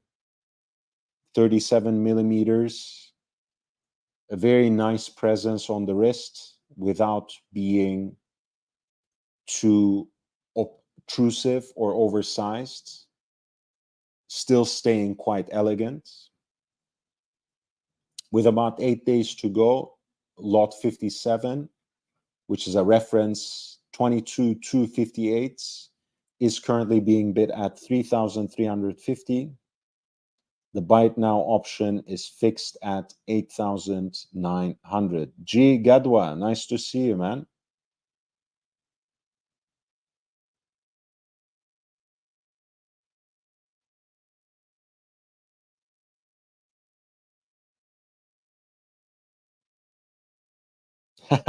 Dr. Bob says, I was going to ask about the loom, saved some super chat. That's good. That's good, man. Thank you for your contributions so far. If I was 1,000 years old, this would look sick on my wrist. Yeah, well, I mean, you have my age figured out right there, Van Lux. I love my tri-compacts. It is an old man's watch in a way, right? You know, it's no wonder that watch hipsters like us love the tri-compacts so much, because you know it's the complicated watch that you can reasonably afford. It's hard to shoot for perpetual calendar chronographs, right? The only other piece that is in this price point that has a similar or even better capability is the IWC Da Vinci, the reference IW 3750, the perpetual calendar chronograph that is built on top of the Vajra 7750 with the Kurt Klaus perpetual calendar module. Those are beautiful pieces as well. But, you know, those are kind of your options. If you don't have, if you can't step comfortably into 5 digits and get, in fact, much closer to 6 digits or more, those are kind of the prestige complications that you're working with. That's why Universal Genève Tri-Compacts is liked so much. That's why IWC Da Vinci Perpetual Calendar Chronograph is also a niche interest because they are very capable, usable, and relatively affordable pieces. Everyone likes a Rolex, right? So let's look at lot 60, which is a stunning, absolutely smashing all gold Rolex Daytona. You're specifically looking at an 18 karat yellow gold piece that comes on the matching yellow gold riveted oyster bracelets. This is a reference 6265. that classic 37 millimeter Daytona case with the hand wound movements. Valjoux 727 movements. Champagne dial with black chronograph registers. Continuous running seconds at 9, 30-minute totalizer at 3, and the 12-hour counter at 6. Those black subdials are subtly recessed and radially grooved at the center. So that provides a nice contrast and some depth to what is otherwise quite a stunning but also subtle matching dial in its relationship to the case.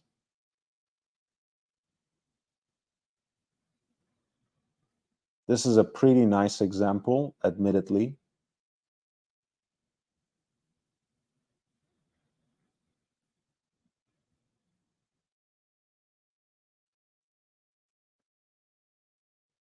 The case and bracelet seem to be in a decent condition, and you also get the original chronometer certification in that leather wallet, as well as the product literature. This is a Rolex Cosmograph Daytona 6265 at lot number 60, which means you're looking at a yellow gold Daytona from late 70s on a matching period correct riveted oyster bracelet.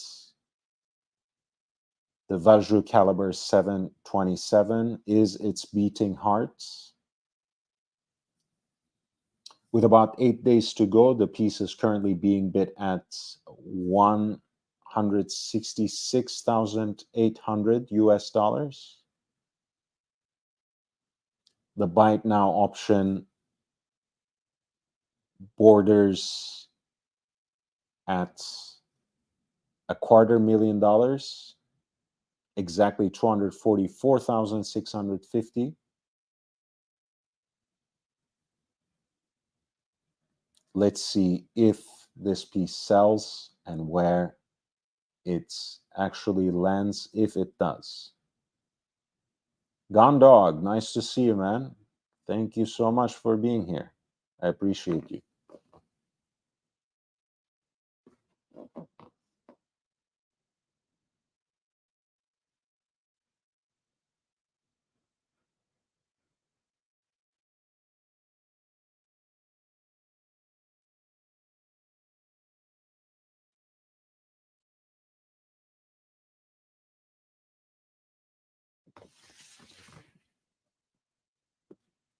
I want to see what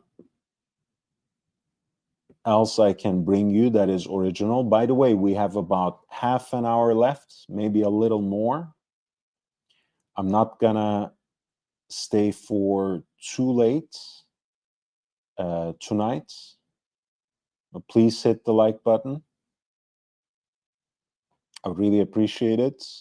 Another classic at lot 41. You guys know I like the 18238 specifically. That would be the yellow gold version and the more common version of this day date. The reason I like that particular 5-digit generation is the introduction of double quick sets, which means not only the dates, but the day two can be corrected quickly from the crown, which makes these pieces very practical, very useful, if you have an entire collection of pieces. 18239 is the white gold double quick set sweet spot. This particular piece comes on a matching presidential bracelet, which has seemingly seen better days. It seems a little bit on the looser side, but perhaps not unwearably so.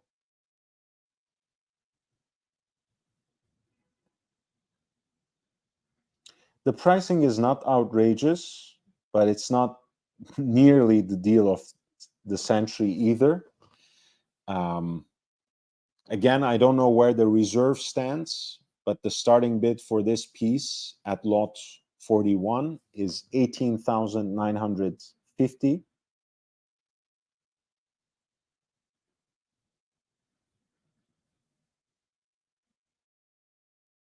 And the buy it now option is fixed at 21,150 US dollars for this double quick set white gold day dates. The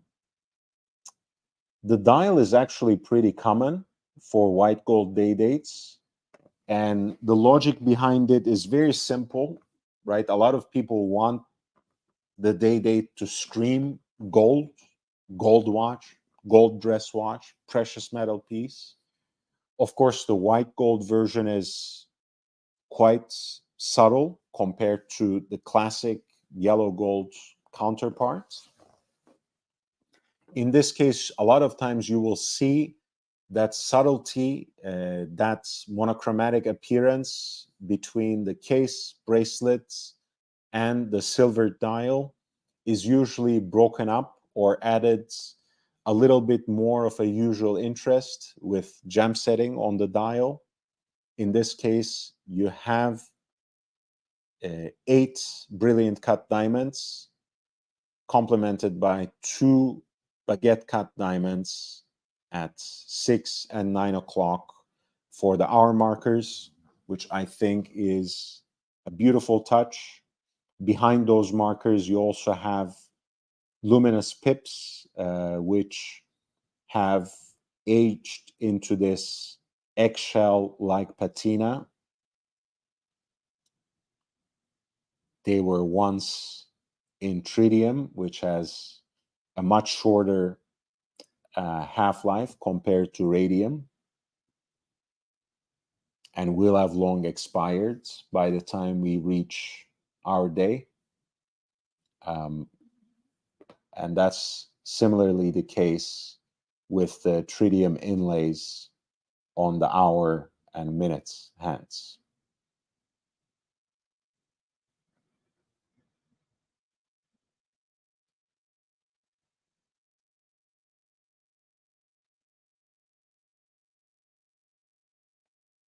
Pretty cool piece, lot 41 for a Rolex day dates double quick set in white gold. 18 to 39 is the reference. The buy it now option is set at 21,150 and the bidding starts at 18,950. Both figures are in US dollars.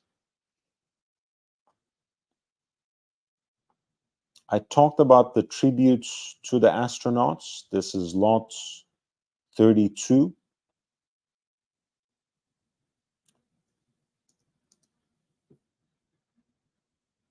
The Omega Speedmaster has a history that's inextricable from the history of NASA and space exploration, and specifically the moon landing. And when it comes to that particular provenance, this is exactly where it's at. These pieces were created for the first time in 1969.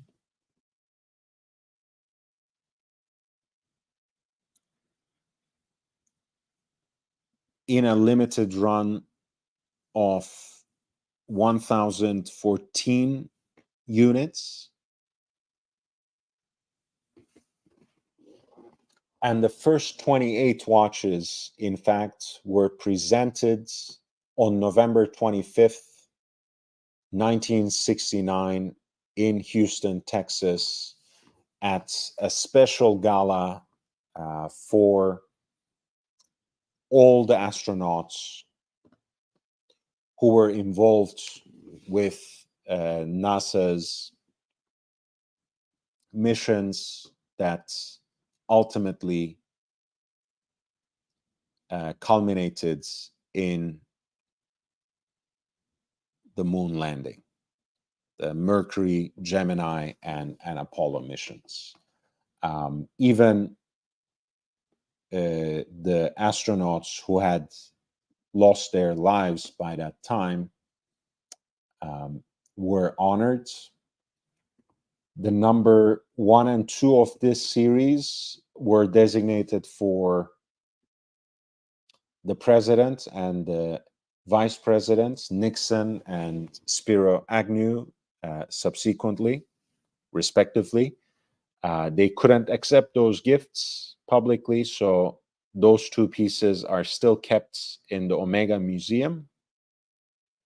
And numbers 3 to 28 were given to the astronauts, and the rest of the nearly 1,000 units were sold publicly.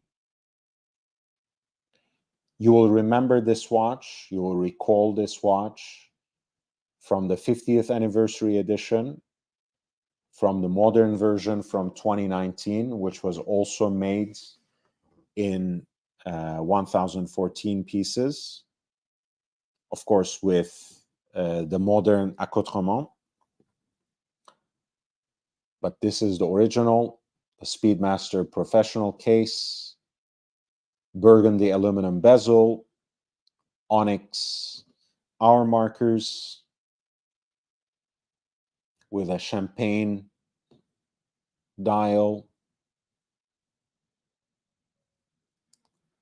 black set of hands to complement those indices, matching gold bracelets,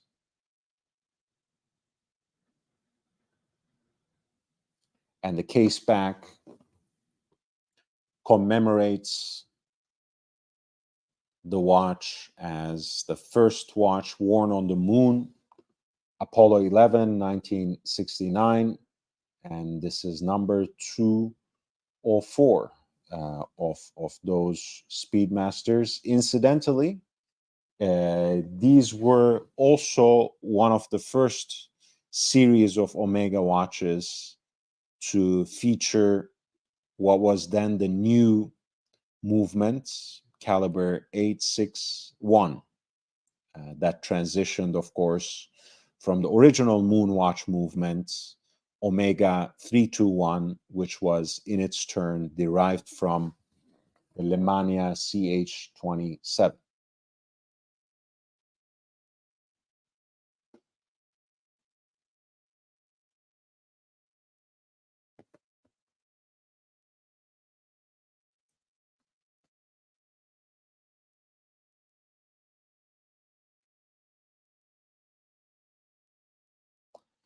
Lot 32 is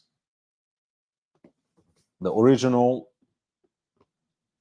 gold Omega Speedmaster Professional, the first one to be made in gold, number 204 out of that initial 1,014 piece run. The reference number is 145022. With about 8 days to go, the piece is currently being bid at 27,800 US dollars. The buy it now option is fixed at 66,750.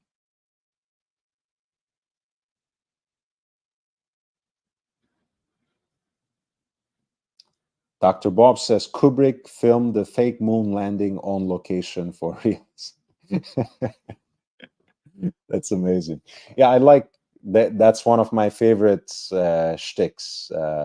That's the joke I want to crack when someone asks, what's your favorite Kubrick movie? And I always say the moon landing. Um, and it always either gets a chuckle or an awkward laugh, depending on how crazy people think I really am. The Whiskey Reaper says, I'll never go back to Omega again. Please do share. Tiff Nidell, these vintage gold Speedmasters are sleepers. Maybe not so much anymore, but they were. Yeah, they're not necessarily underrated by the markets, but finding one in a good condition, Tiff, um, can still be a something that would pay off. Because again, the bracelets can be quite worn off. The watches, as you can see, are far from perfect condition. Usually, especially when it comes to bezels and bracelets. But as it happens, I mean, again, I'm saying this as a general rule, and with any generalization, of course, there is quite a bit of room for error there. But a lot of times, I find a lot of precious metal gold Rolexes, the sports models especially, are sometimes genuinely beaten to shit. Like people wore them seemingly in the same way they would wear their stainless steel Rolex professional models. Whereas precious metal Omega Speedmasters, I find, are by and large in decent condition because people treated them as something more precious, perhaps. And you can kind of see it in this. Like, it's not polished to bits. Um, Again, by and large, it seems decent. The bracelet, maybe not in perfect condition, but doesn't seem terribly loose. It's only the aluminum bezel that's faded, chipped, and scratched, but not to an unacceptable degree. Um, Again, that Daytona was in exceptional condition. I think that's a great example, period. The 62, 65 that we were just looking at. But a lot of times, you see Daytonas from that era.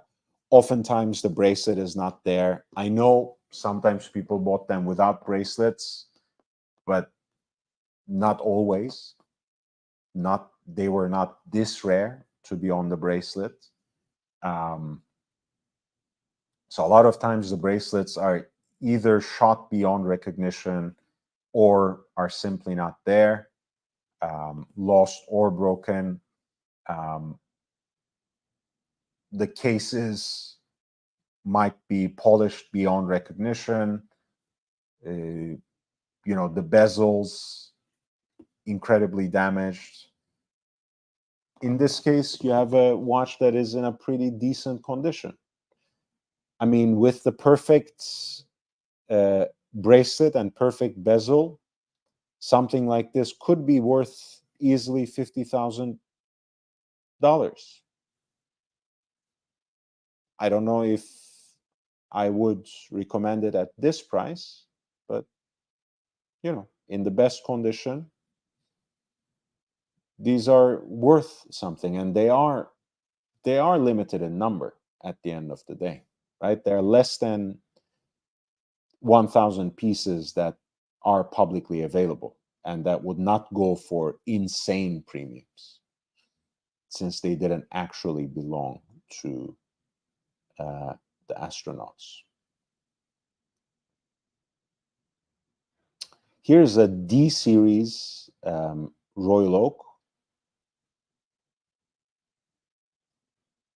which has a tropical original dial with the initial logo at 6 o'clock.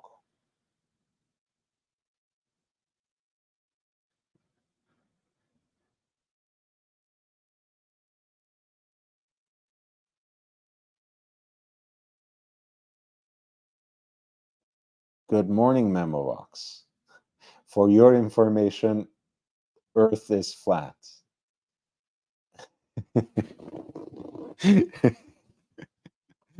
I'm laughing at Van Lux's joke. As flat as AC3's chest.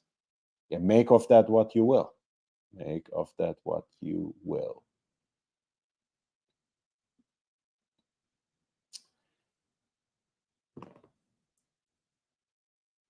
This is an original Royal Oak Jumbo, so to speak. So the reference number is 5402.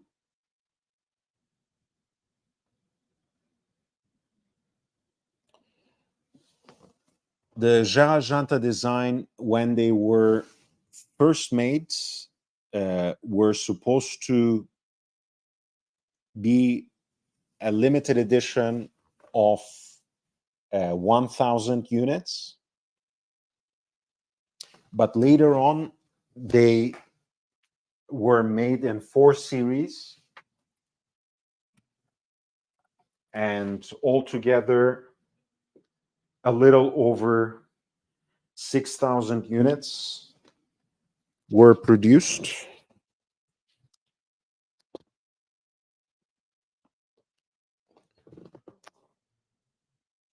Oh, damn.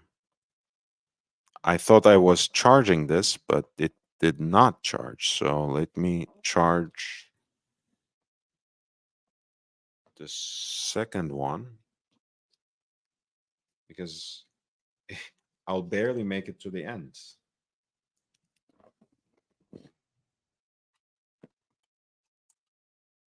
Okay, please let me know immediately. I will watch the chat carefully so I can see if I ever go out of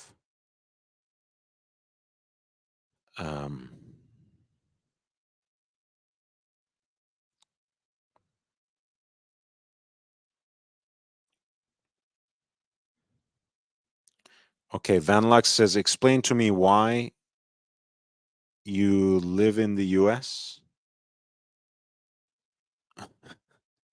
The question was posed to Whiskey or me? Ingui Vi Halen says, no job is more prestigious than the F1 Ferrari driver. I might agree with that. I might agree with that. It's still the most successful team in Formula One history. Most of the legends at some point raced in their iconic red. Hamilton is making the switch in the next season. They seem to be finding their stride again. I don't know how competitive they will be this season, but after the rules change in 2026, we might have a new era, and Ferrari will always be up there. I mean, of course, they lived their most recent golden age, in the early 2000s when Schumacher was driving, and I've covered. If you roll back, I've covered some of the watches that are coming up for public auction from his personal collection, and I will do more of that coverage next week as well. But for now, we are looking at the original iconic Jarajanta creation from 1972. The model was introduced in 1972, of course. The D series refers to the last series of production under the initial reference number 5402. Of course, AP later realized that the iconic shape in its most recognizable configuration is symbolic for them, is important for them. So this watch with relatively remarkably similar aesthetics is still produced today as 16202, as the Royal Oak Jumbo Extra Thin. But this is the original reference, 39 millimeters in diameter and only 7 millimeters in thickness. Of course, the more modern pieces like the 15202 and 16202 are thicker, largely due to the exhibition case back, closer to 8 millimeters than the original 7 in height, in thickness.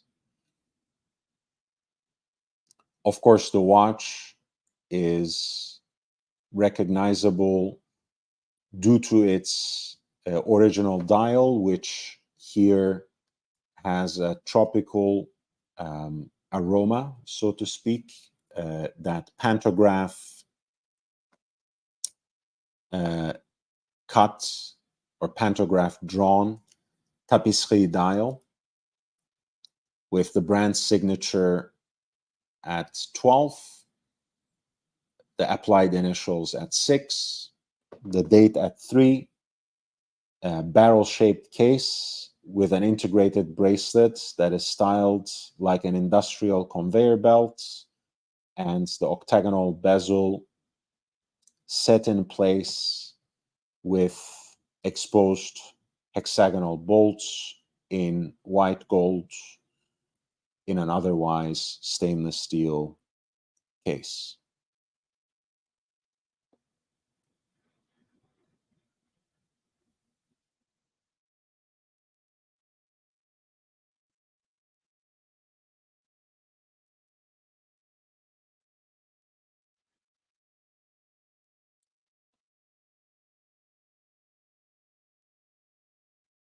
The watch looks really beautiful. By the way, my friend Eric Wind at Wind Vintage actually has an A series, one of the first 100 examples to be produced in stock right now. So that's even more mouth-watering, but of course comes with quite a bit of a premium. The D series coming at the end of production, of course, will be a little more easier to stomach. At lot 40, the piece is currently being bid at 34,500 in US dollars. The buy it now option is fixed at 66,750, which is not altogether unreasonable.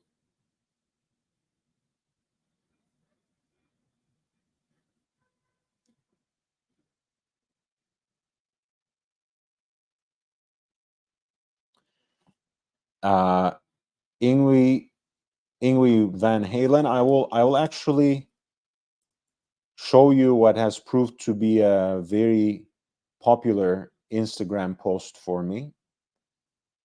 So I will just share the link right there.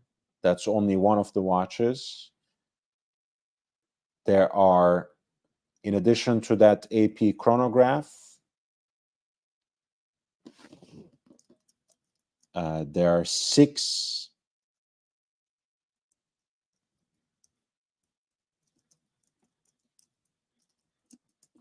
FP Jaune pieces and a very special Rolex piece as well. But this AP Royal Oak chronograph, that's one of a kind, seems to be very popular, at least for the social media crowds. You make up your own mind. follow me on Instagram. I will post the rest of the watches as well, but this one was the one that was the most popular out of the 4 that I already shared with my audience. Okay, I have about 15 more minutes, so maybe 3 more watches.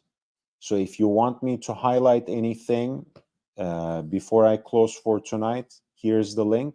Send in the lot number with a super chat. If you have any watch related questions whatsoever, feel free to send them in with a super chat as well. As I always say, I am at the service of my audience. I don't serve any other masters. That also means that I am at your behest as well.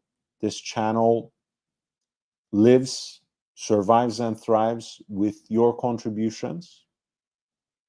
So anything that you can give, whether it is through the options that YouTube provides you, or with any of the options that are given to you, linked in the video description below, it will be well appreciated. In either case, thank you so much for your support and presence. And please don't forget to hit the like button. Leave a comment after the live stream is done. That also helps boost the video a little bit more, a little bit further.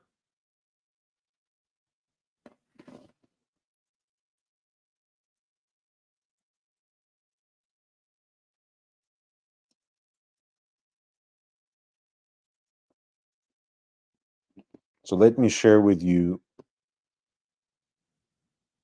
3 more watches before I turn myself in for tonight, turn myself into my bed. But again, if you have any questions, anything you want me to explore before the end of the night, I will attend to those as well.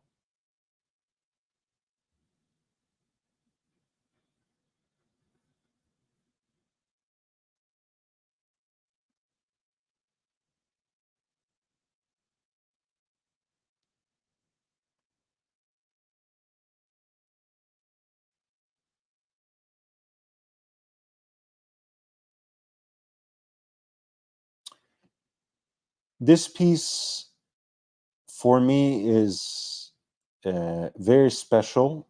You guys know I'm a big fan of the so-called no-date Submariner as it was originally intended. I like the balance of the dials, especially when they have 2 lines of writing. My personal example also has familial importance to me, but beyond that, to me, it really represents the simplicity of beauty in horological design, because the dial is just so perfectly balanced, so incredibly legible, and so cool and sporty at the same time. And the 5-digit reference 14060 14060 is in a way the last of its kind. It's one of those 5-digit references that mark the thresholds between what is vintage and neo-vintage and contemporary in the Rolex universe. Still very compact, still very much in that neo-vintage mold, with and aluminum bezel inserts, of course, for the rotational dive timing bezel.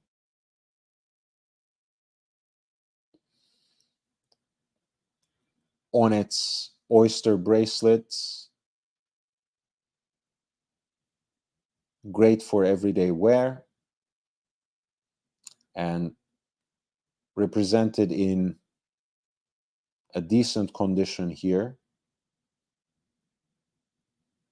One of the easy ways of recognizing the level of polish on these bracelets, on this particular kind, is to look at the prominence of the crown on the clasp.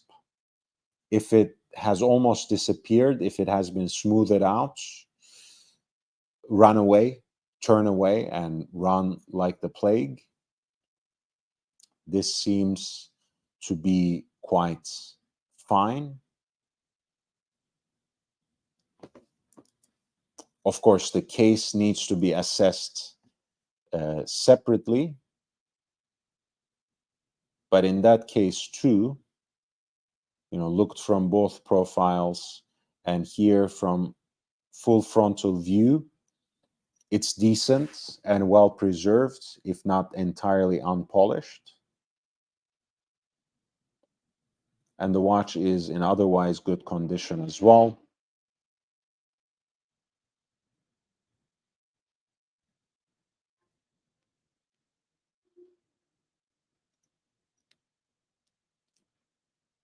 Only slight wear on the bracelet, as they note.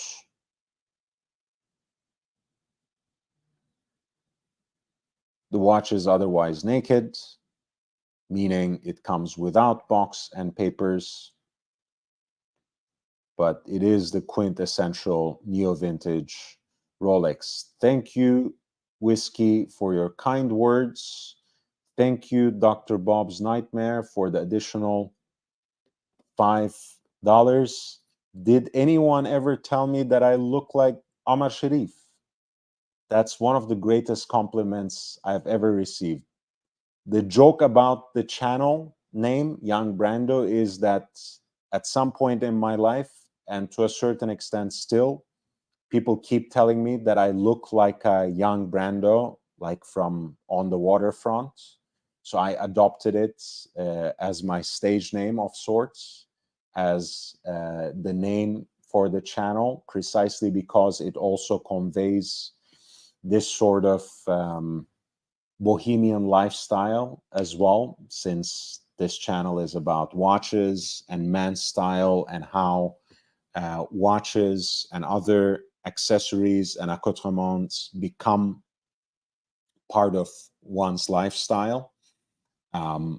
But yeah, no one really told me that I look like Omar Sharif, but he's one of my favorite actors and one of my favorite characters, as much as it goes for screen actors, right? I really like everything that that guy represents, and he also has incredible reputation, by the way, in Hollywood. I do sometimes get the chance to talk to some actors who had firsthand knowledge with him, who have talked with him, who have interacted with him, and they have nothing but entirely positive things to say. So great actor, and by all accounts, a great man as well. The penultimate piece for tonight, I will cover another watch after this, just one more. This is lot number 64. We covered a lot of watches from this genre.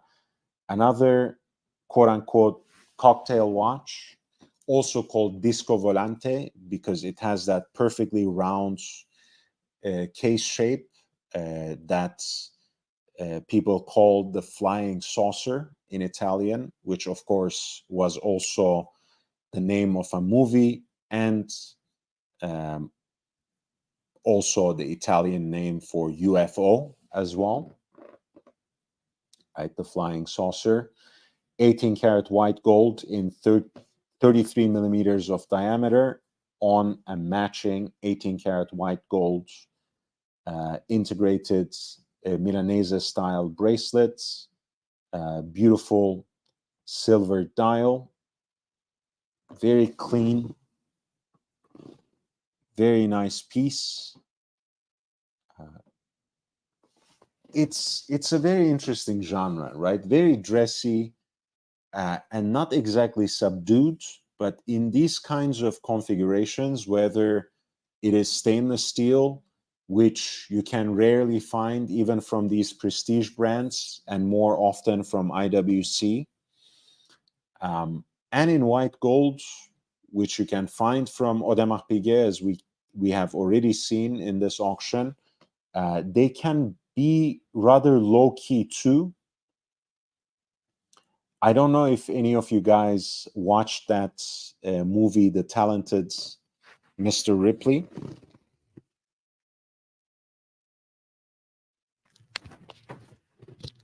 But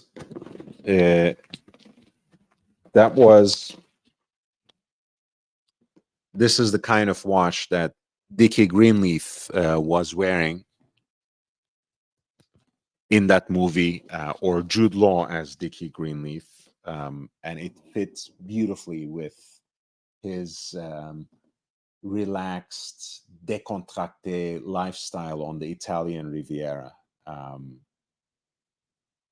Let me see if I can very quickly find how I covered this recently on my Instagram, and that can be perhaps of interest too.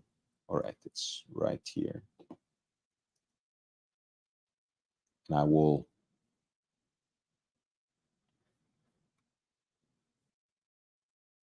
I'll post it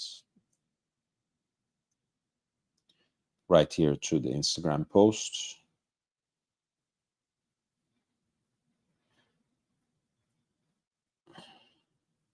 And this is Jude Law as Dickie Greenleaf, who is, again, wearing a similar style watch. Not an Audemars Piguet or IWC for that matter, but quite similar to this cocktail watch style, although certainly not a disco volante, as you can see, because this one has articulated lugs, which doesn't fit with this particular style that you can see in the stainless steel IWC, and that you could see here in this white gold Audemars Piguet, which is lot 64 of the time capsule auction by Ineichen Zürich. The piece is powered by an hand-wound ultra-thin movements, which gives it its sleek profile. These were beautifully and very close to the wrist, thanks to both the case profile and the integrated bracelets. And again, as long as you get the sizing right on the bracelet, as long as it's not too small, these can be actually quite lovely for everyday wear, because as flashy as they can be for the right occasion, they can stay under the radar for the most part as well. This piece, with more than 8 days to go, is currently being bid at 5,600 at lot 64. The buy it now option is fixed at 13,350 in US dollars.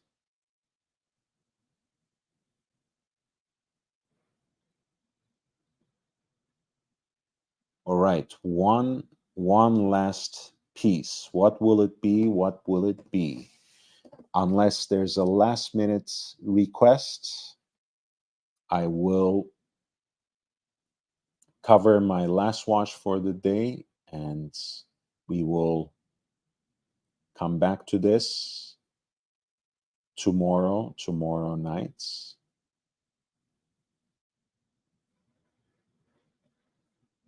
I have a couple of candidates already in my mind, unless some of you jumps in with a suggestion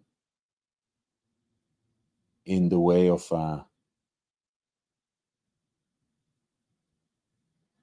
super chats.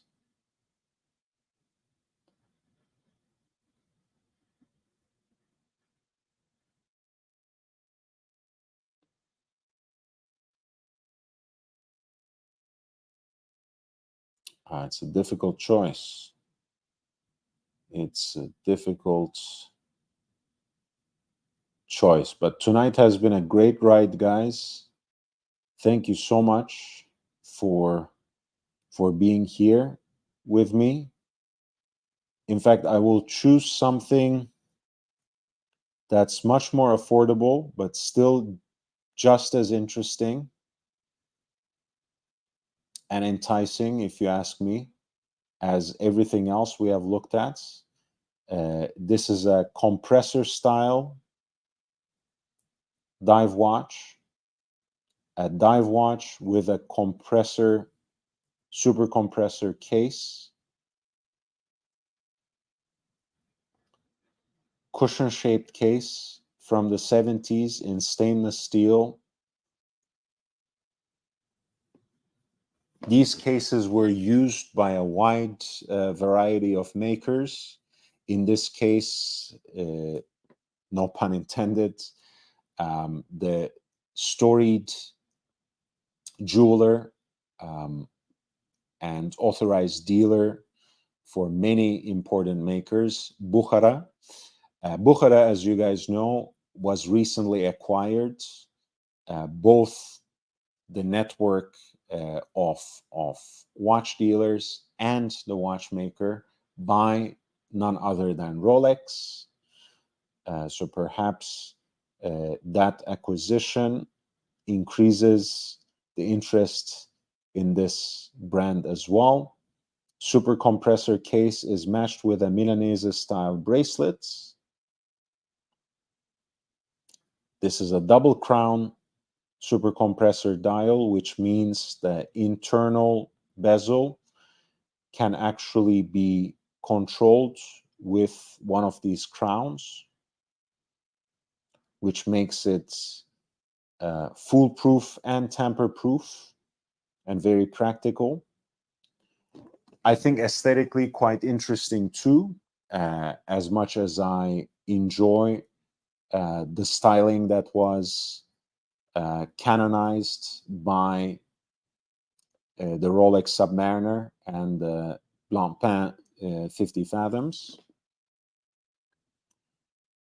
This, by the way, is a great dial with vertically brushed gray center and shades of blue on the rotating bezel. A very unintrusive date window at 3 o'clock. And again, beautiful shades of blue, both powder blue and navy blue on the rotational bezel.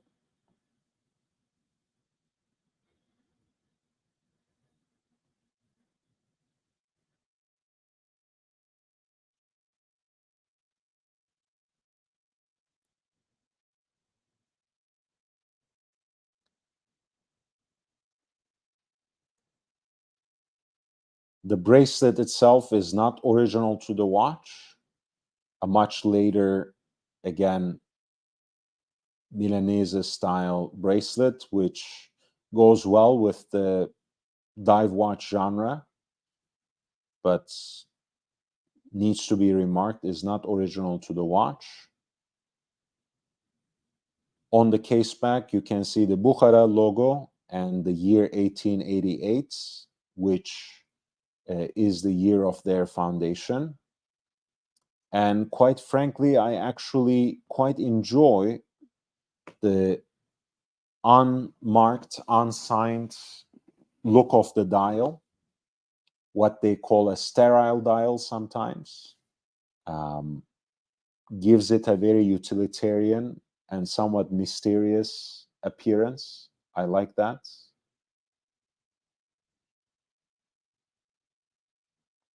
And on top of all this, this Bukhara dive watch from the 70s with the super compressor case, double crown, is rather affordable. It is currently being bid at $900 US with 8 days to go. And the fixed price is set at $3,350.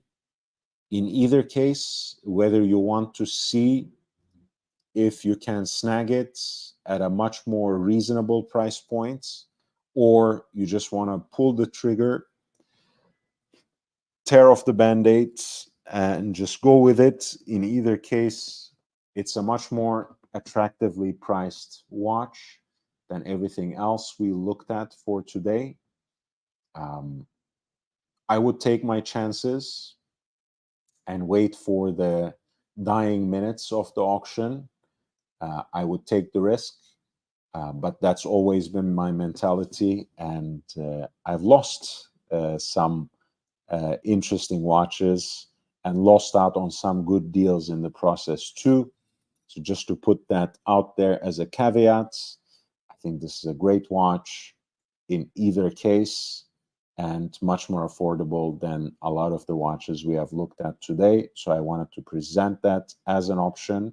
Thank you again for being here. I'm going to be back tomorrow night, hopefully much earlier, around 8 p.m. my time, 11 p.m.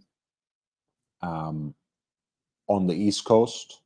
Of course, I am talking about March 25th. I'm talking about the Monday, which we have already crossed over into. I'll see you then. Please hit the like button if you haven't already. Please leave a comment whenever you can, maybe immediately after the live stream ends. That really helps boost the particular stream, put this specific video in front of more eyeballs. So if you help me do that, that would be great. If you could share some of the shorter videos, some of the links to the live streams, to the Wilf Hunter pieces, to the shorts from the channel. And if you can help me expand this community of enthusiasts, these people, these group of people who come together around the passion for and knowledge of wristwatches, I would be eternally grateful. I would thank you so much. In either case, thank you, Captain, for your generous super chats. 1999 Captain is also a member of the channel. He says, congratulations on 2,000 subs on YouTube and IG onto the 5,000. Thank you, Captain. Hopefully, with the help and generosity of people like you, we'll get there in no time. Dr. Bob's, Exterius, Dr. Bob's again with multiple super chats and Memovox. I love you all. I appreciate you all. Thank you so much for helping me produce content. Thank you so much for being here with me tonight, for your support, for your presence. I'll see you tomorrow. Please, until then, stay safe, stay healthy, wear and enjoy your watches. On to the next one. Take care.